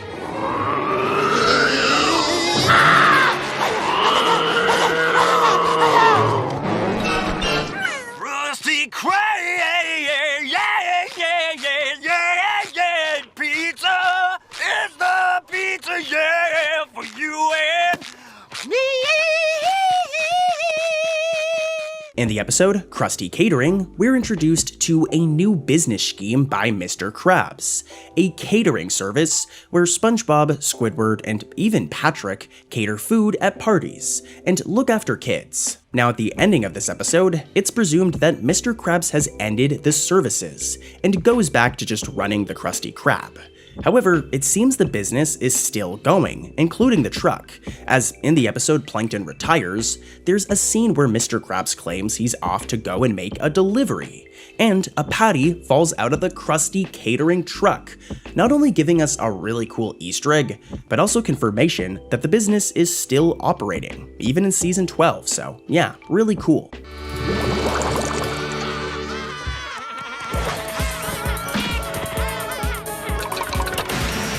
I cannot believe I let you talk me into this.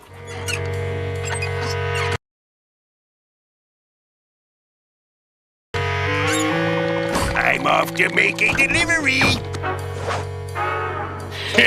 That fool. In the iconic Season 2 episode Sailor Mouth, SpongeBob and Patrick learn some new, spicy, sentence-enhancing swear words from a dumpster outside of the Krusty Krab. And though they're told by Mr. Krabs not to use these bad words, which none of you should use either by the way, they eventually ignore the old man and get themselves into some trouble. Well, Patrick gets SpongeBob into trouble when he goes to snitch on him. Before all of this happens though, we're given this iconic scene, like this scene is iconic, where SpongeBob and Patrick play a board game called Eels and Escalators, a parody of the classic game Snakes and Ladders, and it makes for a really funny scene. Well, 10 seasons later, in the episode Bubble Bass's Tab, I think it's a season 12 episode, this board game, Eels and Escalators, is referenced, with it appearing on SpongeBob's internal shelf of games. As you guys know, I'm a major fan of the Steven Hillenburg era of SpongeBob, so I loved this little nod. Now, let's play a nice wholesome game of Eels and Escalators. Oh boy, my favorite! Come on, Gary needs a new pair of shoes! Ooh, eels! Too bad, SpongeBob, you gotta ride the eel. Darn. My turn! Hooray! Escalators! Up, up, up! You'll have to play the 3 deadly challenges. Oh, the 3 deadly challenges! I got this game! Where is it? Game of Strife, Shoots and Bladders. Oh, here it is! The 3 deadly challenges! Board game. Okay, and last but not least, our final Easter egg, or secret, can be found in the episode Patrick's Alley, which I will admit is a bit of a cheat since it's from the Patrick Star Show and not SpongeBob, but who cares, it's still really cool. As you guys know, I'm a big fan of SpongeBob incidental characters, so I was pleasantly surprised when I seen Incidental 98 pop up in Patrick's Alley. This extremely rare incidental is known for his blue shirt with a heart on it, and he hasn't made an appearance since season 2. There aren't a whole lot of images of him, but this was definitely a really neat return of a highly requested incidental. Everyone wanted to see this guy back, so it's really cool. Patrick!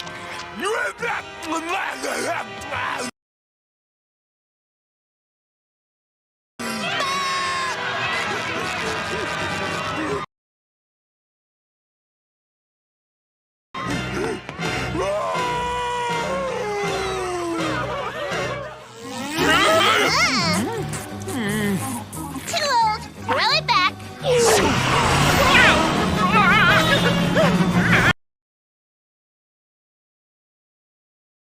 Okay, so listen up, as this next Easter egg is a little complex. In SpongeBob, every episode has a production code, and sometimes these production codes will be hidden in episodes as Easter eggs.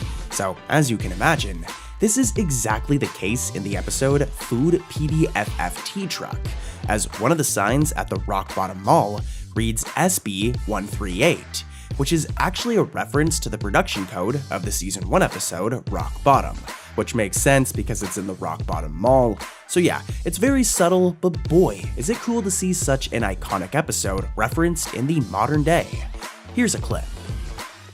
Maybe the Rock Bottom Mall?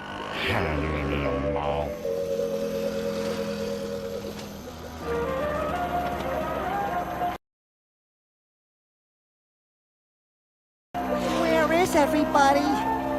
The circus should be good for crowds. Maybe it's a flea circus.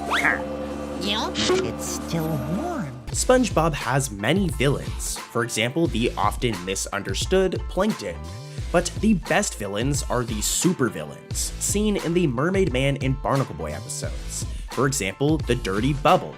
But one that is usually forgotten is Jumbo Shrimp. Well, in the Patrick Star Show episode, X Marks the Pot, he makes a small cameo, with him being seen all beaten up in a mugshot.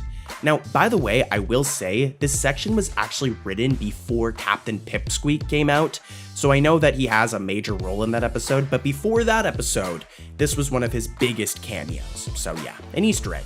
Here's a clip. I want to take your picture. Would you care to peruse my portfolio? Oh, I'd love to. Would you look at that? Isn't it cute? Oh my, so artistic, girl. Oh, you simply must take a portrait of my whole family. Our next Easter egg can be found in the season 13 episode Upturned Girls, an episode we've admittedly talked about a lot recently, but only because the episode is full of spicy Easter eggs. Now, the Easter egg in question has to do with this obscure SpongeBob villain, the Atomic Flounder.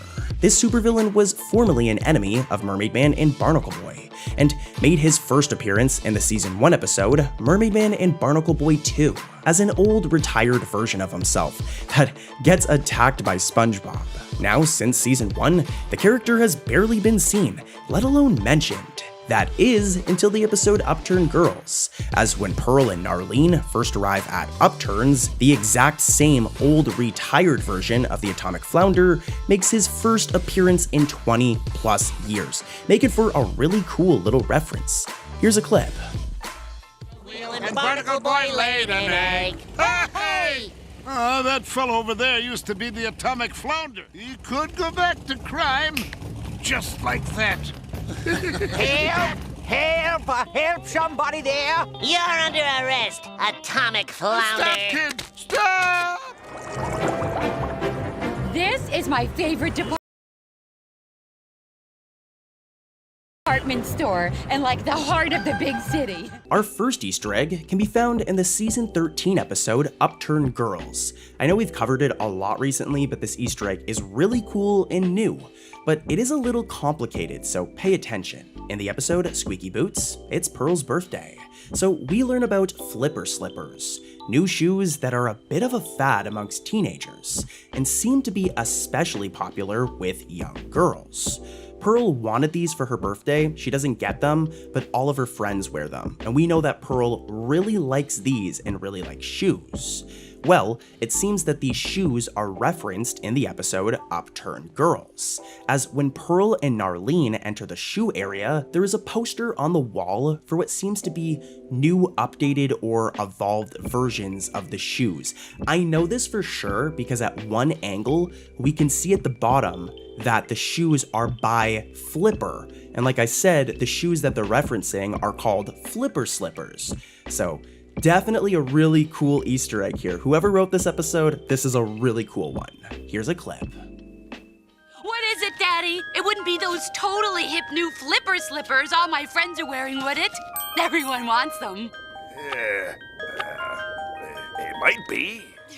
Don't forget my new flipper slippers, Daddy. Darling, I won't. Attention, Upturns shoppers. There's a sale in the shoe department. 10th floor.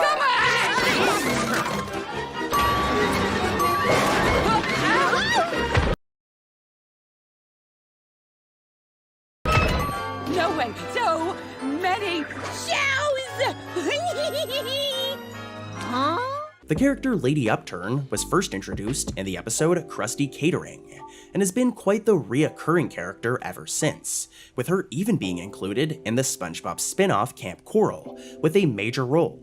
Well, the episode Upturn Girls, an episode we already talked about today, gave Lady Upturn's character even more personality, with Lady Upturn getting her own luxury shop called Upturns. And this is where we can find our last Easter egg, as if we watch closely during this scene, we can see that an extremely rare incidental makes their first appearance in nearly 20 years, that being the female collector, who made her last appearance in the Season 3 episode, One Krabs Trash, where she wants to buy the soda drinking hat for Mr. Krabs. Talk about a long-lost character. I'm prepared to give you $500 for that drink hat. Not so fast, I'll give you $1,000 for such a hat.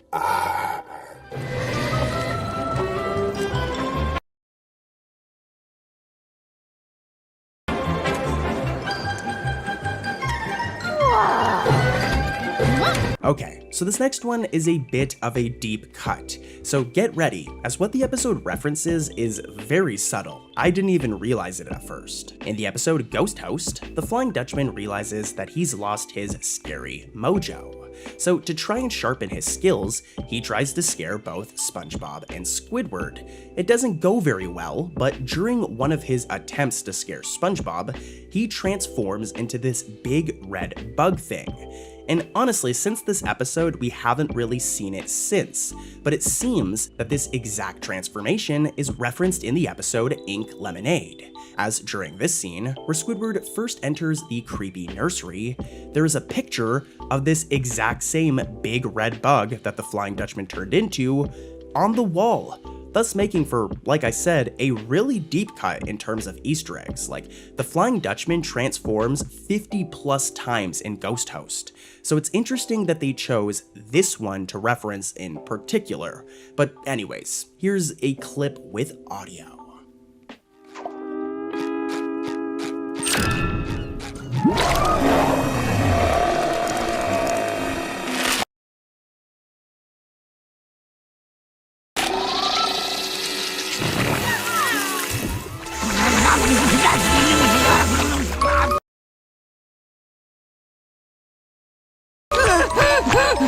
Not creepy nursery rhyme music!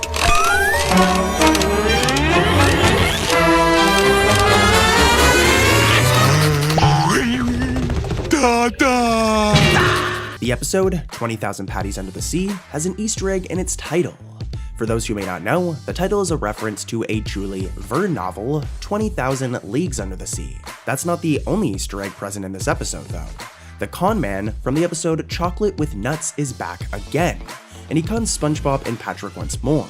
Now after he cons SpongeBob and Patrick, he says, "Hey, thanks again guys." This means he remembers the characters from the last time he conned them. Another cool thing you may not have known about this episode is that Gene Simmons from the band Kiss plays the sea monster in the episode. Pretty cool. Are you sure you don't want to be our first customer, sir? Yeah, I'm pretty sure. Wait! We'll pay you. Hey, thanks again, guys. Good luck with the restaurant. Thank you, sir. Come again. It's specially designed to cradle each candy bar in velvet-lined comfort. But I'm wasting my time. You don't need these bags. We need them! We need them!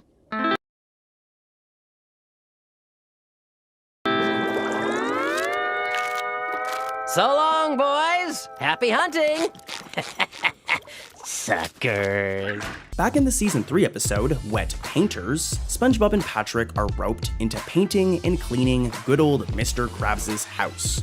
However, there's one important condition. They can absolutely not get any paint or dirt on Mr. Krabs' most prized item, his very first ever dollar. Well, plot twist, they do end up getting some paint on it. And from here, the episode focuses on this dilemma, with SpongeBob and Patrick panicking to get the dollar clean. Now since then, Mr. Krabs' first dollar has made a few cameos, but my favorite is in the episode Whale Watching. It happens fast, but as you can see right here, the dollar is one of the many things destroyed by Pearl's explosive crime. Very, very cool. Here's a clip of the Easter egg with audio. We're dead, Patrick. Do you know what that is? It's $1! I win! That's not just $1. It's Mr. Krabs' first dollar, his most prized possession, and we got paid on it. I want to go to the party! Oh, shrimp.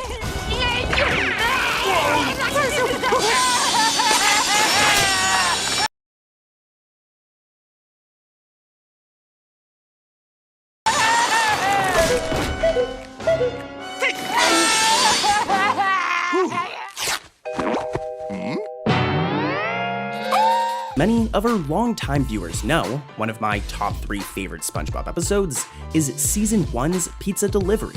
In this episode, Mr. Krabs gets a call for a late-night pizza delivery order, and despite the Krusty Krab literally being a burger restaurant and not a pizza place, Mr. Krabs still takes the order and turns some Krabby Patties into a pizza. Now, considering how iconic this episode is, I was not surprised when I caught this little Easter egg in the Season 12 special, SpongeBob's Birthday Blowout, as during the live action scene where Plankton's voiceover artist is thrown out of the trusty slab, a Krusty Krab pizza box can be seen in the pile of garbage. That's pretty cool. I love classic references that reference the Steven Hillenburg era of SpongeBob. It was the best time. Here's a clip. Mr. Krabs, we don't serve pizza.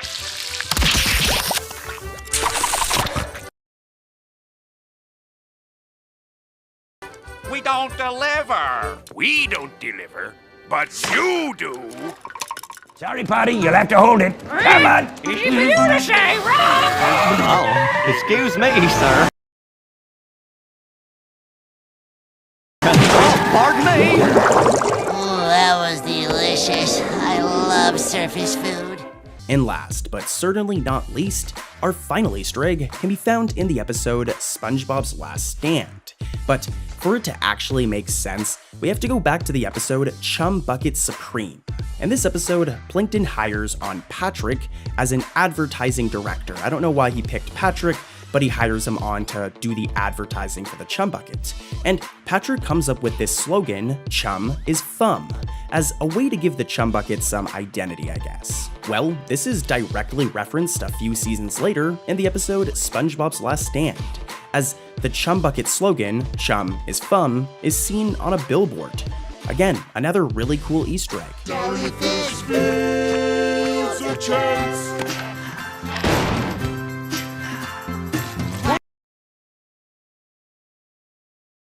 Plankton's eye, ham on rye, Larry's thigh, battle cry. You're supposed to be coming up with witty catchphrases to keep that rabble out there happy. Chum is Fum. We've kind of got that one already. Oh, I like that one!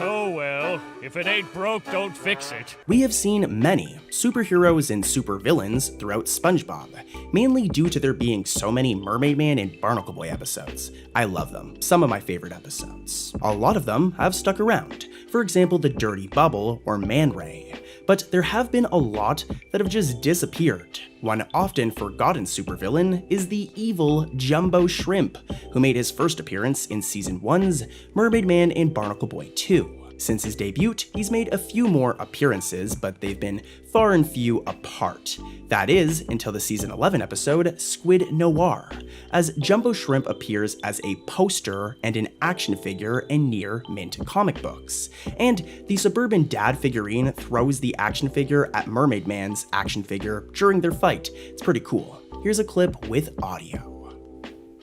Fighting a rogue's cavalry of villains, like the Sinister Slug, the Atomic Flounder, and the dreaded Jumbo Shrimp. I'm so glad you could make it. I wouldn't miss this for the world, Dirty. The most powerful of all crustaceans.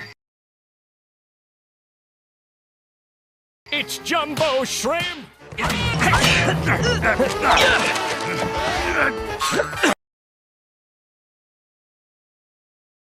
Take that and that! Our next mistake can be found in the episode Suction Cup Symphony. This episode is all about Squidward, writing his very own symphony. Now during this scene, just as Squidward finally finishes writing his song, he has the same look on his face that he had in the episode Squid's Day Off, during the scene where he locked himself inside his house. Oh, also, it isn't necessarily an Easter egg, I guess, but the fish playing the piano in this episode is actually the same fish that SpongeBob sits next to at Reef Cinema in the episode Something Smells.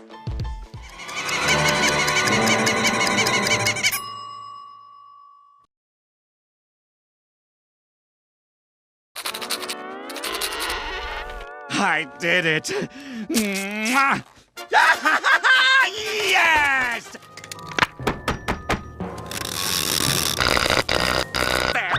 Now I'll have to stay here and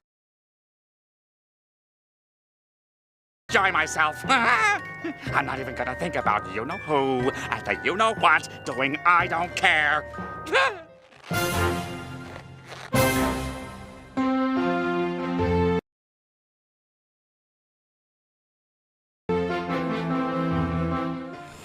Hi. I am very ugly, but you should enjoy the movie anyway. Some of my favorite episodes of SpongeBob are the superhero-themed ones, where we get to see Mermaid Man, Barnacle Boy, and even some villains like the Dirty Bubble or Man Ray get into some action. Now in the Season 3 episode, Mermaid Man vs. Barnacle Boy 5, we were introduced to the Chief, the head of the International Justice League of Super Acquaintances. This guy pretty much sends Mermaid Man, Barnacle Boy, and the rest of the IJLSA on missions. And though his role was pretty important in earlier seasons, the character has not been seen very often since. Well, that all changed in the episode Swamp Mates, as not only does the Chief make his long-awaited return on the screen in the Mermalayer, but he also appears at the end of the episode as well. They even got the same original actor from Season 3, which is like 20 years ago, to reprise his role, thus making the Easter egg even more awesome. Here are a bunch of clips. Super acquaintances, we need your help. Holy halibut, it's the Chief! Thank you for the introduction, Quickster, but we all know who I am. More to the point, we've got news on the whereabouts of Evil. Our sources last saw Evil harassing teenagers up at Makeout Reef. You know, Makeout Reef?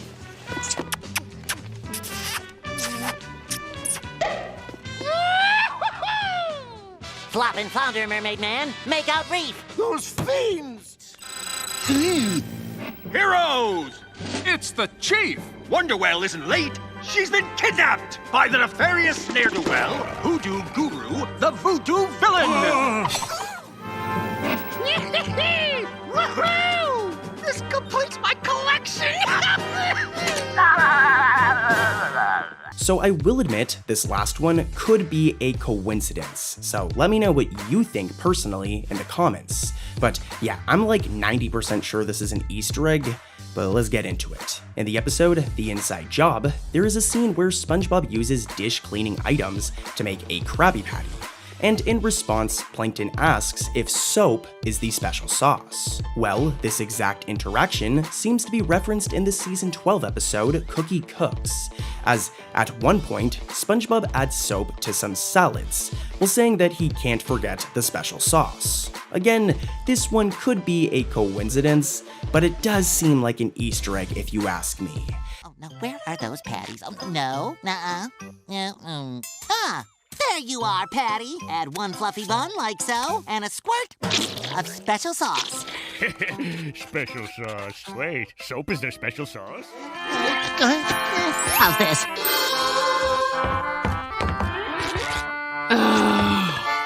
Oops! Can't forget the salad dressing. So who here is familiar with this character? This character is named Granny, and she along with Miss Grusselpuss are both pretty rare in terms of incidentals. They don't show up very often. Well, they make a slight cameo in the episode Grandma's Secret Recipe, as both characters appear while SpongeBob and Great Grandma are knitting. This isn't necessarily the most mind-blowing Easter egg or cameo, I'll admit, but hey, it's pretty cool.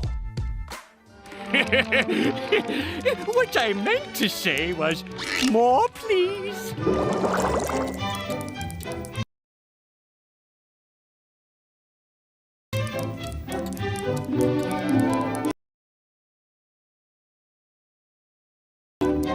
Knitting circles sure are fun, eh, Grammy Ma? Nope. Why are you not having fun? Why? Because I don't knit, you nitwit!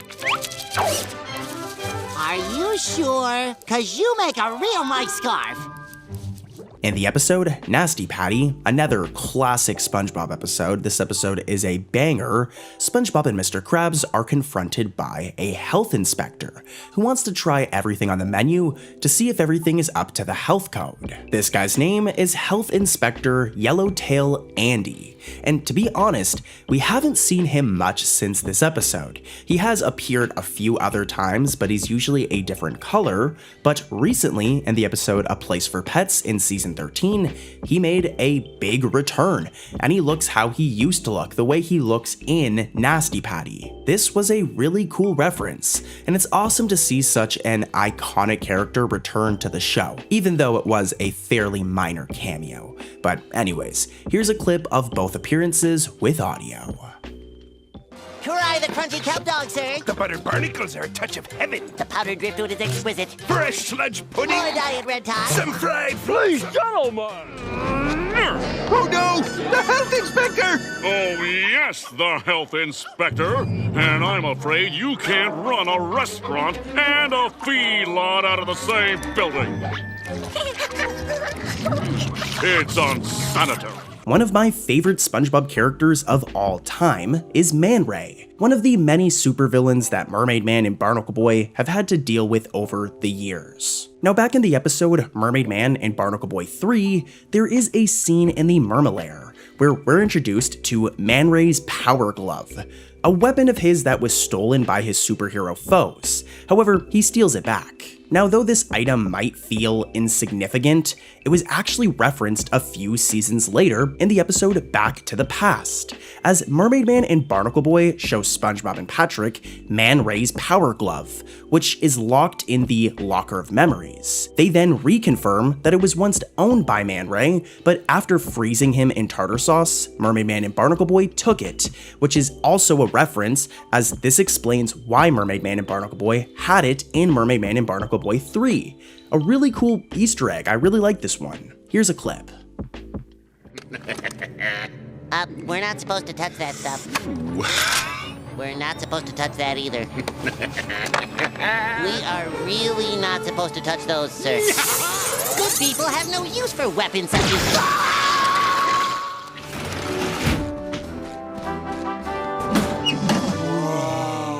Oh, the magic claw from episode 1582. Man Ray's Power Glove! Back in the classic episode, Chocolate with Nuts, SpongeBob and Patrick struggle with their newly founded door-to-door chocolate bar business. That is, until they come across this Barnacle Chips billboard, which inspires them to be a little more business savvy. Well, it actually inspires them to start lying to people, but yeah. Well, as crazy as it sounds, this billboard has popped up quite a few times over the years as an Easter egg, with its most recent appearance being in the episode Teacher's Pests. Don't get me wrong, this is totally a really cool Easter egg, but I do find it funny that it's just a simple billboard. Nonetheless, I love classic references like these, so I hope to see it again in the future. There must be something to this selling game that we're just not getting. Other people do it, I mean, look at that! Eat barnacle chips, they're delicious. They are most certainly not delicious, yet they sell millions of bags a day. Well, maybe if they didn't stretch the truth, they wouldn't sell as many. That's it, Patrick!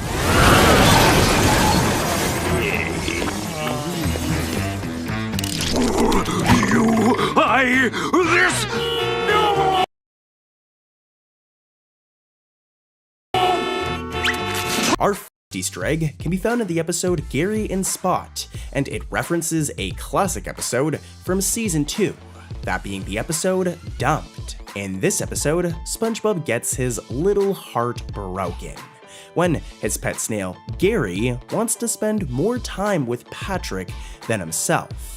So, to try and make little Gary jealous, SpongeBob gets a new pet snail named Larry, who is not only a lot uglier, but a lot meaner too. Like, this snail just sucks. At one point, SpongeBob lets him sleep in his own bed, and he just ruins his bed.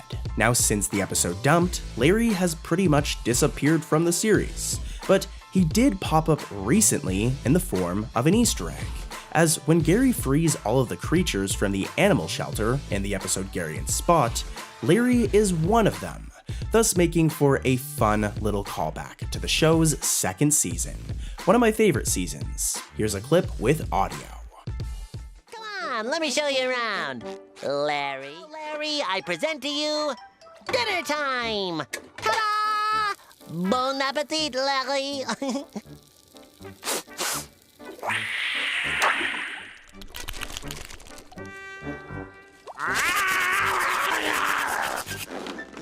That's where I...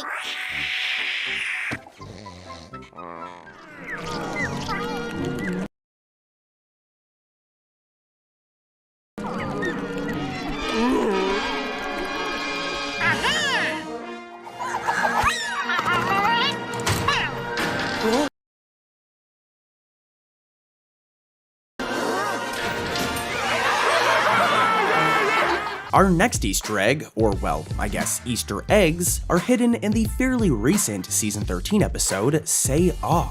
Now, there have been hundreds of incidentals introduced over the years, and this can sometimes result in older ones being discontinued. But fortunately for us longtime fans, the episode Say Ah brings a total of 3 discontinued incidentals back, for the first time in like 20 to 22 years. First up is Incidental 62, who makes their first appearance since the Season 3 episode, New Student Starfish. There is also Incidental 66, who was last seen in the Season 1 episode, Fools in April. Oh, and finally, Incidental 71, who hasn't been seen since Season 2's Patty Hype. Pretty cool, huh? Here's a clip. It is after class! Fight, fight, fight, fight, fight, fight, fight, fight! I don't see anyone fighting, do you?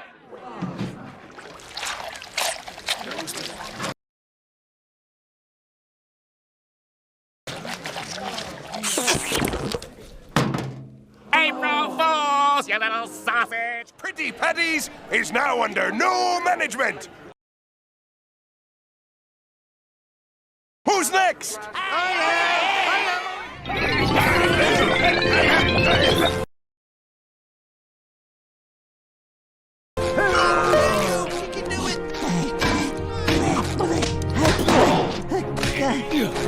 Okay, so I know we already talked about this episode today, but let's head back over to Captain Pipsqueak for a second. Now, when we first mentioned this episode, I went over all of its cool references to past episodes, but I did leave one out, and this is due to it not being from a SpongeBob episode, but from a SpongeBob video game.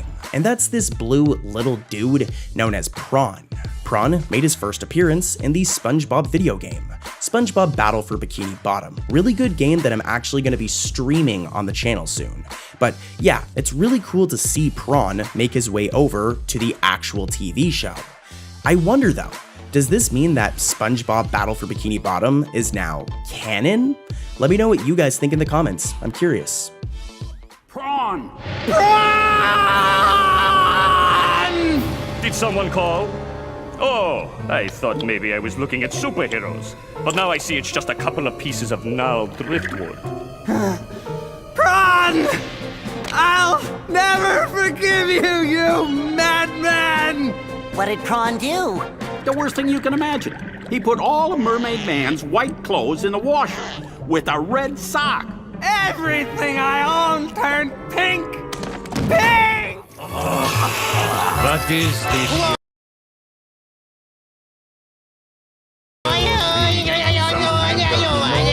One of my favorite SpongeBob episodes is Season 1's Bubble Stand, where SpongeBob and Patrick do their best to introduce Squidward to blowing bubbles. Squidward really struggles at first, and boy is it hilarious to watch. But the episode's best moment, in my opinion, is when SpongeBob rotates his body to demonstrate and repeats the sentence, "Bring it around town." I mean, come on.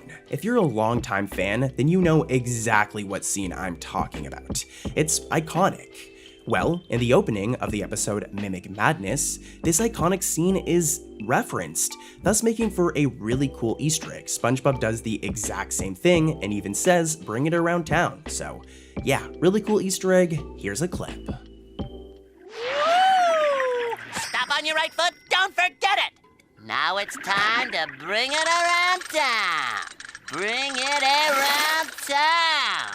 Then you do this. Our first Easter egg can be found in the episode Bottle Burglars, and it references the iconic Season 2 episode Frankendoodle. In this episode, SpongeBob and Squidward accidentally let Plankton slip away with the coveted Krabby Patty secret formula.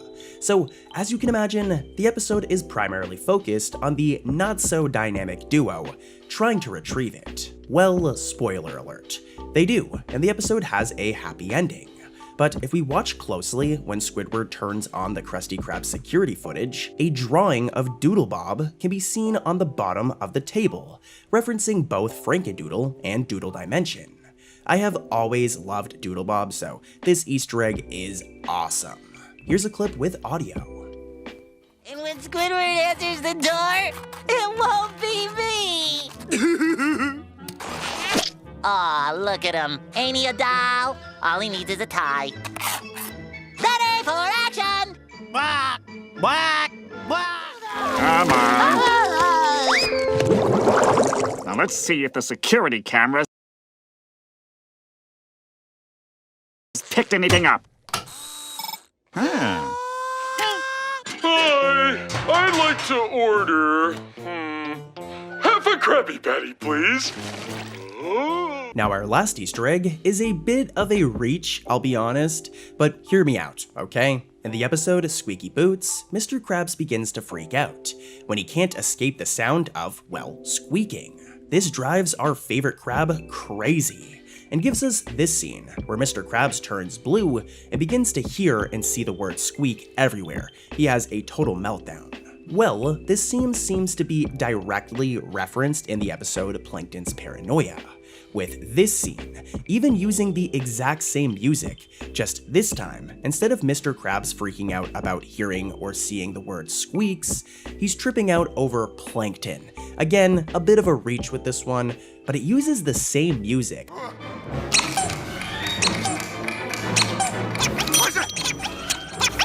didn't write that!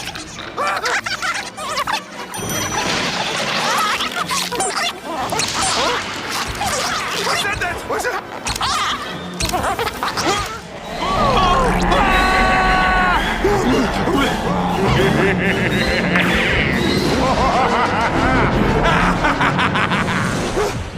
Our first Easter egg can be found in the episode Whelk Attack, and it's pretty cool, as it references one of my favorite older SpongeBob episodes, Suds. In this episode, a herd of large sea whelks invade Bikini Bottom, causing all sorts of problems.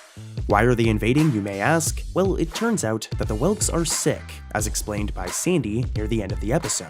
Now, during this scene, SpongeBob compares the whelks' sickness to Suds, the same illness SpongeBob had to deal with all the way back in the Season 1 episode titled, well, Suds. This is a really cool Easter egg. Here's a clip.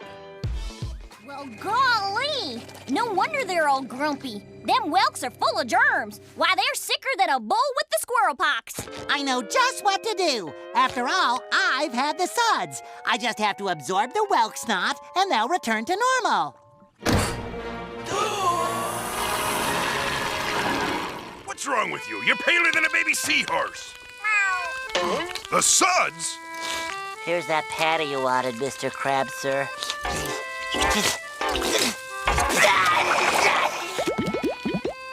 All right, SpongeBob, you're too sick to work. No, Mr. Krabs, I'm okay. Honest. One of my favorite SpongeBob episodes is Season 3's Just One Bite. In this episode, Squidward tastes his very first Krabby Patty, and though he lies and claims to hate them at first, by the end of the episode, we find out the truth. SpongeBob reveals that there is a patty vault hidden in the Krusty Krab that contains hundreds of Krabby Patties, And in the ending scene, we see Squidward break into this place to get his fix. Now, aside from this episode, we haven't really seen the Patty Vault since. However, it does appear in the episode Mermaid Man and Barnacle Boy 6 in the form of an Easter egg. It's only on screen for a short amount of time, but it can be found during this scene. Yeah, here's a clip. There it is.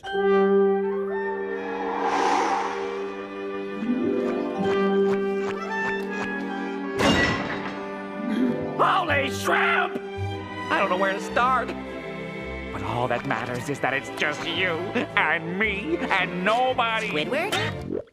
Is that you? Blocks, home to over 5 billion Krabby Patties. What evil mastermind would dare infiltrate this fortified fort and make off with its treasure? It is I, Kelp Thing. Do what I do. Stop! You can't do that. Forbidden! Okay, so this next one is very interesting, as it was either the art team being lazy or a really cool little reference to one of my favorite classic episodes, Grandma's Kisses. In this episode, we get numerous shots of Grandma SquarePants' house, and in the kitchen, we can see this bowl with 3 balls of food in it. I have no idea what the food is, but this is what I'm talking about here.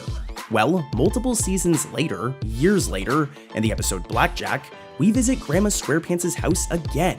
And look, the exact same bowl and food appears again, potentially referencing Grandma's Kisses. I mean, I highly doubt that Grandma SquarePants left the same food out for 5 years. That would be pretty gross, so this was probably a reference. Here's a clip. Hi, Grandma! Come in and sit for a while. Have a cookie, SpongeBob. I baked a fresh batch of gingerbread men. But where's Blackjack? Oh, Blackjack just called and left a message for you. He couldn't make it because he's got some loose ends to tie up. Loose ends? My parents! He's tied them up? And if you don't hurry, you'll miss out on all the fun. As a lot of our longtime viewers know, Season 1's Pizza Delivery is one of my favorite, all-time favorite episodes, with it being all about SpongeBob and Squidward going on a little pizza delivery adventure, and doing everything they can to get this box of pizza to its destination. Now, I don't know if the Krusty Krab still serves pizza to this day, but it is possible, considering that a Krusty Krab pizza box did pop up in a recent episode as an Easter egg. It's easy to miss, but in the episode Plankton Gets the Boot, a Krusty Krab pizza can be seen in SpongeBob's house, when he and Plankton are watching a movie in the living room. Pretty cool, huh? Now, you probably can notice there are a bunch of other Easter eggs in the shot, but I'm gonna leave you guys to find them, so leave a comment. What other Easter eggs are in this shot? Anyways though, here's that clip. Ahoy there, Krusty Krab! How can I help you? Pizza? Of course we have pizza! Squid will bring it right over. Mr. Krabs, we don't serve pizza.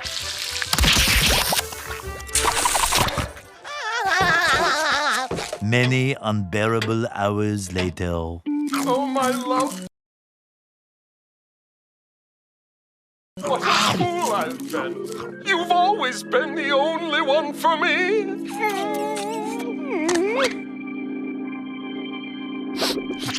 Our first Easter egg revolves around some familiar fish we've seen before.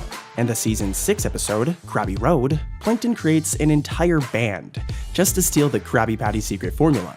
Now, it's a good episode with some great moments, and if we watch closely during the episode's opening, we can spot an interesting Season 3 Easter egg. In the episode No Weenies Allowed, SpongeBob struggles to get into a new bar called the Salty Spittoon, due to it only accepting the toughest of the toughest fish. SpongeBob is forced to wait in line with some of these tough fish, but this isn't the last time we've seen them.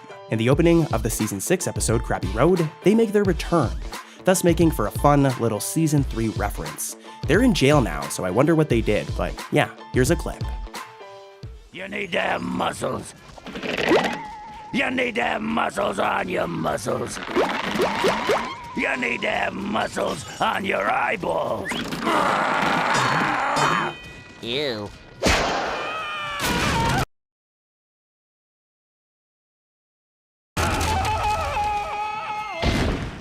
Looks like a rip-snorting around, SpongeBob. Yeah, let's go in. And this is the maximum security level. Since this is your first day, I'll let you peek at our #1 inmate. He's too dangerous to let him around the other inmates. Our last Easter egg can be found in the episode Boating Buddies. In this episode, instead of a typical SpongeBob boating school episode, is all about Squidward attending boating school after getting a ticket. As you can imagine, this was all SpongeBob's fault. Of course. But luckily for him, SpongeBob decides to help out, eventually leading us to this scene where Squidward does his driving exam. For a few frames, the rare incidental character Granny appears, thus making her first appearance since her debuted episode, Have You Seen This Snail? Just let go of it!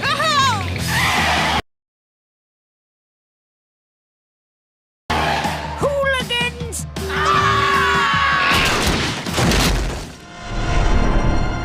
There you are, Miss Tuftsy. Oh, Grandma finally found you. Sheldon Plankton is quite the inventor, with the innocent yet evil little guy creating all sorts of gadgets, weapons, and robots that are all usually used for one-off appearances in episodes. But there has been one invention of his that has popped up multiple times, and that's Robot Plankton. Making his first appearance in the second SpongeBob movie, the robot has appeared twice, with the most recent appearance being in the episode Plankton Retires. The design is pretty much identical, so I would personally say that this was an intentional Easter egg by the art team. Who knows though? Here's a clip. Me bunions are telling me it's time to stop gloating. Huh? Looks like you're falling apart at the seams. Huh? For me, sub. A robot! Victory dance. Booyah. How would you be doing that when you're all the way over here in Dullsville, Because I'm a decoy look-alike robot! Gotcha! So what I miss? The episode SpongeBob's Last Stand is all about SpongeBob and Patrick protesting the demolition of their favorite Bikini Bottom location, Jellyfish Fields. Now at one point, we see a parade celebrating the construction of the Shelly Superhighway. And if you're a true SpongeBob fan, you'll notice that the band of the parade is wearing the exact same outfits as Squidward's band in Band Geeks, thus making for another interesting little Easter egg. I love these season 1, 2, or 3 callbacks. They're the best. Here's a clip.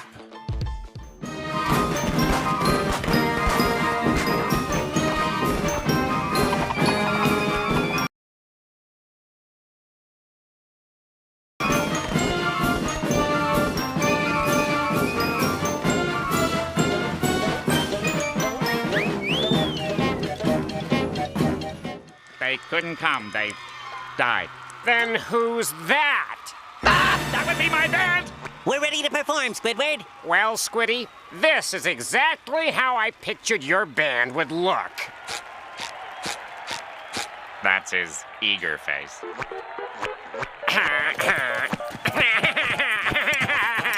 In the episode Whatever Happened to SpongeBob, SpongeBob develops amnesia after running away from Bikini Bottom and eventually finds himself in New Kelp City.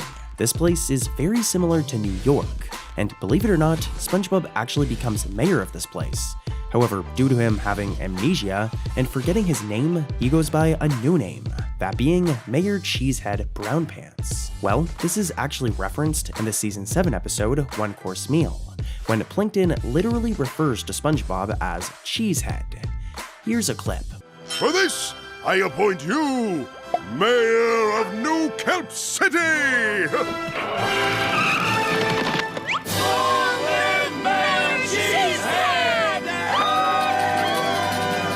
Hi, Plankton. What you doing laying in the middle of the road? Go away, Cheesehead! Can't you see I'm trying to get run over? In fact, better yet, just step on me as hard as you can. Would you do that for me? First up is the Season 12 episode, The Hankering, which has 2 really cool Easter eggs, especially if you're a big SpongeBob fan, especially if you're a fan of the older seasons. Here's the first one, and here's a little hint. This one has to do with the SpongeBob movie, the original one. Roll the footage. Sal, I'm feeling hungry tonight. How's about another plate of chum? That was my last plate of chum ever! I'm moving to Shell City to make it big in the pictures. Did you guys catch it? Well, alright, Shell City, which is a location from the SpongeBob SquarePants movie, is actually mentioned by Sal when he says that he moved there to become a movie star, which is really cool because the SpongeBob SquarePants movie is back in like 2004, and this is a season 12 episode. So it's awesome that the current writer still will pay homage to the older seasons and movies. And here's another Easter egg from the same episode. Oh, come on, there's gotta be some chum in here somewhere. Hello? I, lost my shoe.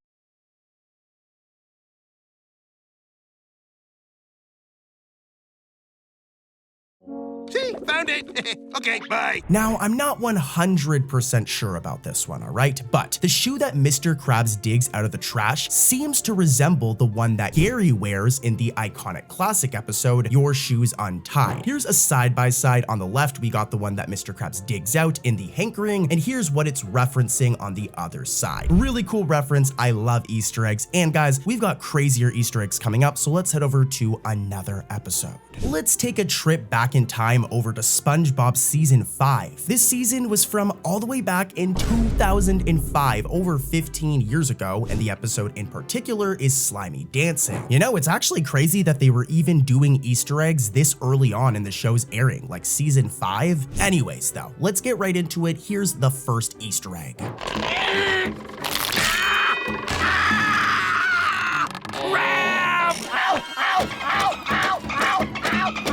I love this one. Who remembers the episode Sailor Mouth from back in the day? In this episode, SpongeBob and Patrick come across sentence-enhancing spicy words, which are pretty much swears, all right? They're saying inappropriate words, and whenever they're said, we hear like this dolphin chirping sound effect. Listen for a second. Hello, Patrick. Lovely day we're having, isn't it? This day is particularly lovely. Well, this is referenced in Slimy Dancing, as when Squidward starts getting the cramp, we can hear this dolphin chirp in the background, which is most likely due to him swearing due to the pain from the cramps, which is awesome. And by the way, fun fact, this was the second time the dolphin chirping swear noise was used for censorship over swearing. It hasn't actually been done since Sailor Mouth, so awesome reference to OG SpongeBob. And baby, we've got more. Let's keep it moving and head over to another episode. We're gonna be having a lot of fun today, guys, especially if you're a big fan of SpongeBob history. This next one's pretty neat. Now, I don't use the word neat often, but this one's more of like a fun fact. It's still an Easter egg, but you guys will really like this one. In the episode Buried in Time, we get a real-life city imagined by Patrick, all right? Take a look at the clip. What do you think Bikini Bottom will be like in the future? Wow! Special drinking fountains for short people! I dream of a town with the perfect blend of commerce and irrigation. Not to mention the breathtaking views. Now, fun fact, it turns out this is a real place. It appears to be Burbank, California, the home and land of Nickelodeon Animation Studios. So, like I said, fun little fact. Let's keep it moving and get back to the real Easter eggs. Season 12 has some hit or miss episodes. Most of them are pretty good, and one of the good ones is Who Are Zoo, an episode where SpongeBob and Patrick create their own zoo made entirely out of bubbles. Pretty cool. I wish I could do that. This episode has 2 Easter eggs. Let's get right into it. Here's the first one. Keep those eyes peeled so it really makes sense.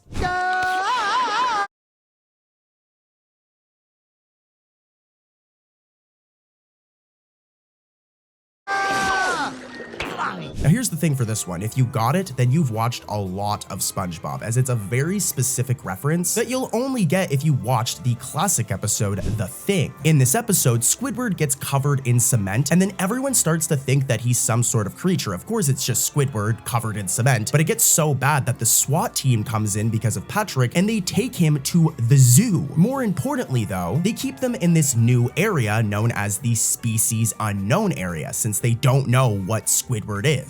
Well, this species unknown area, which only ever appeared in The Thing, can actually be seen in this episode in the background over here, which is an awesome reference. And this one is a clear reference. Like, the species unknown area, habitat area in the zoo has not been there since The Thing, so I love this one. Really cool reference. And there's another one that's really gonna warm your heart if you're an old school SpongeBob fan. Look at this. Hello, folks. Please leave all your sharp objects at the gate. Okay, Grandpa, spread them.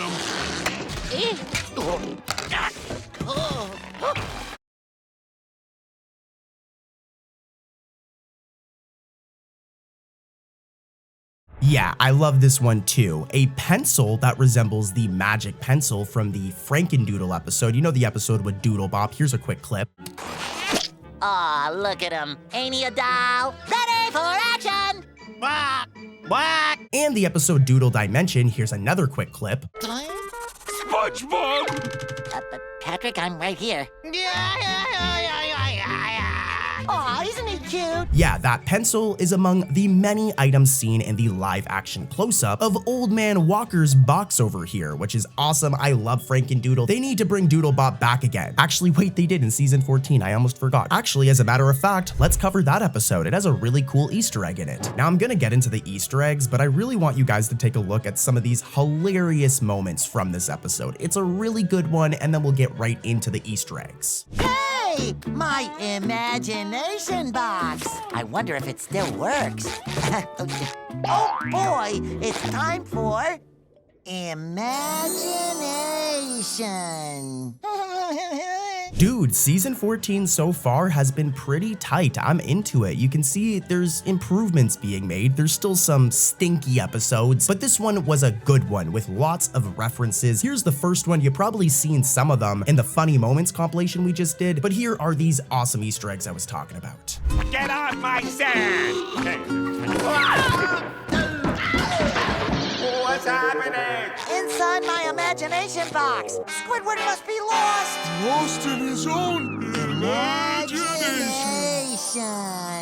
So this one's simple. Pretty much, this entire episode is a sequel to the iconic episode Idiot Box. I mean, as you guys just saw, SpongeBob even does his iconic imagination animation, which is really cool. Also, here's a really fun one right here. As we learn in this episode, Squidward's imagination is the most active out of everyone's, which is why he's able to re-energize the box. By the way, we learn in this episode that the magic-like box is powered by people's imagination, and Squidward's imagination is so powerful he can recharge the thing. And this seems to directly tie in with the original episode, as if you think about it, in the end, Squidward ended up having the most fun in the box, and then he's taken away by a garbage dump, you know, in the original episode. But Squidward has the most fun with it, so it makes sense that his imagination would be the strongest. I'm rambling. There's another reference in this episode. Roll the footage. Finally, a place with culture.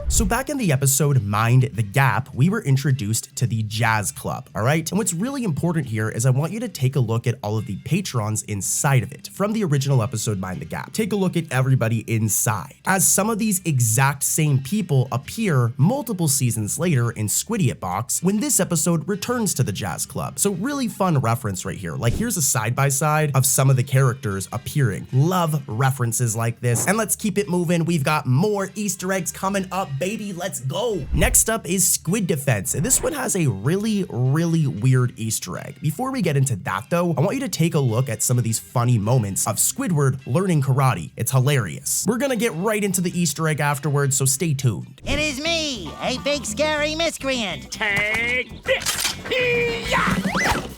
Think that's gonna stop me? Okay, it's Easter egg time, baby. Roll the footage. This one's very obscure. Come on, Squiddy, give it the old roundhouse. All right. Hi-ya!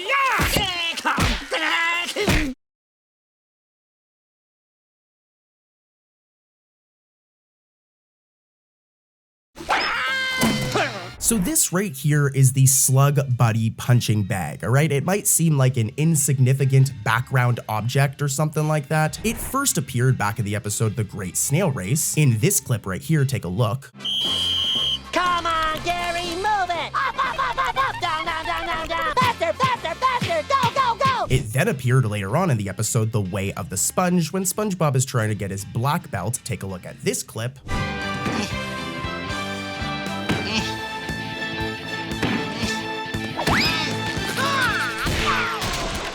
And this is where the Easter egg comes in, as it just randomly appears in Squid Defense in this scene. I already showed you guys the scene, but there it is, the Slug Buddy punching bag right there. Really cool that it reappeared again randomly in this scene. They could have used any punching bag, but I don't think it's a coincidence that they used this one with this design. It's 100% a callback. Here's another nostalgic one from an older episode, a much older episode. The reference can be found in the more recent episode though, Pat Hart's Squid, and it has to do with a certain garden. Here, take a look at this.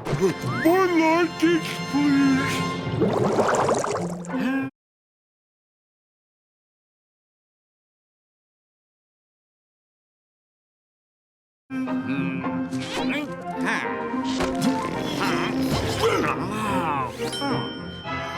Did you catch it? Cause it's a special one. So back in the episode Truth or Square, as you guys seen, Squidward gets his garden, all right? And he loves this thing. And look, in Pat Hart's Squid, it reappears during this scene, which I love. I love that for my boy Squidward getting his garden back. Let's head over to Gary and Spot, and it references a classic episode from season 2, that being the episode Dumped. In this episode, SpongeBob gets his little heart broken when his pet snail, Gary, wants to spend more time with Patrick than himself. So, to try and make little Gary jealous, SpongeBob gets a new pet snail named Larry, who is not only a lot uglier, but a lot meaner too. Like, this snail just sucks. At one point, SpongeBob lets him sleep in his own bed, and he just ruins his bed. Now, since the episode Dumped, Larry has pretty much disappeared from the series, but he did pop up recently in the form of an Easter egg, as when Gary frees all of the creatures from the animal shelter in the episode Gary and Spot, Larry is one of them, thus making for a fun little callback to the show's second season, one of my favorite seasons.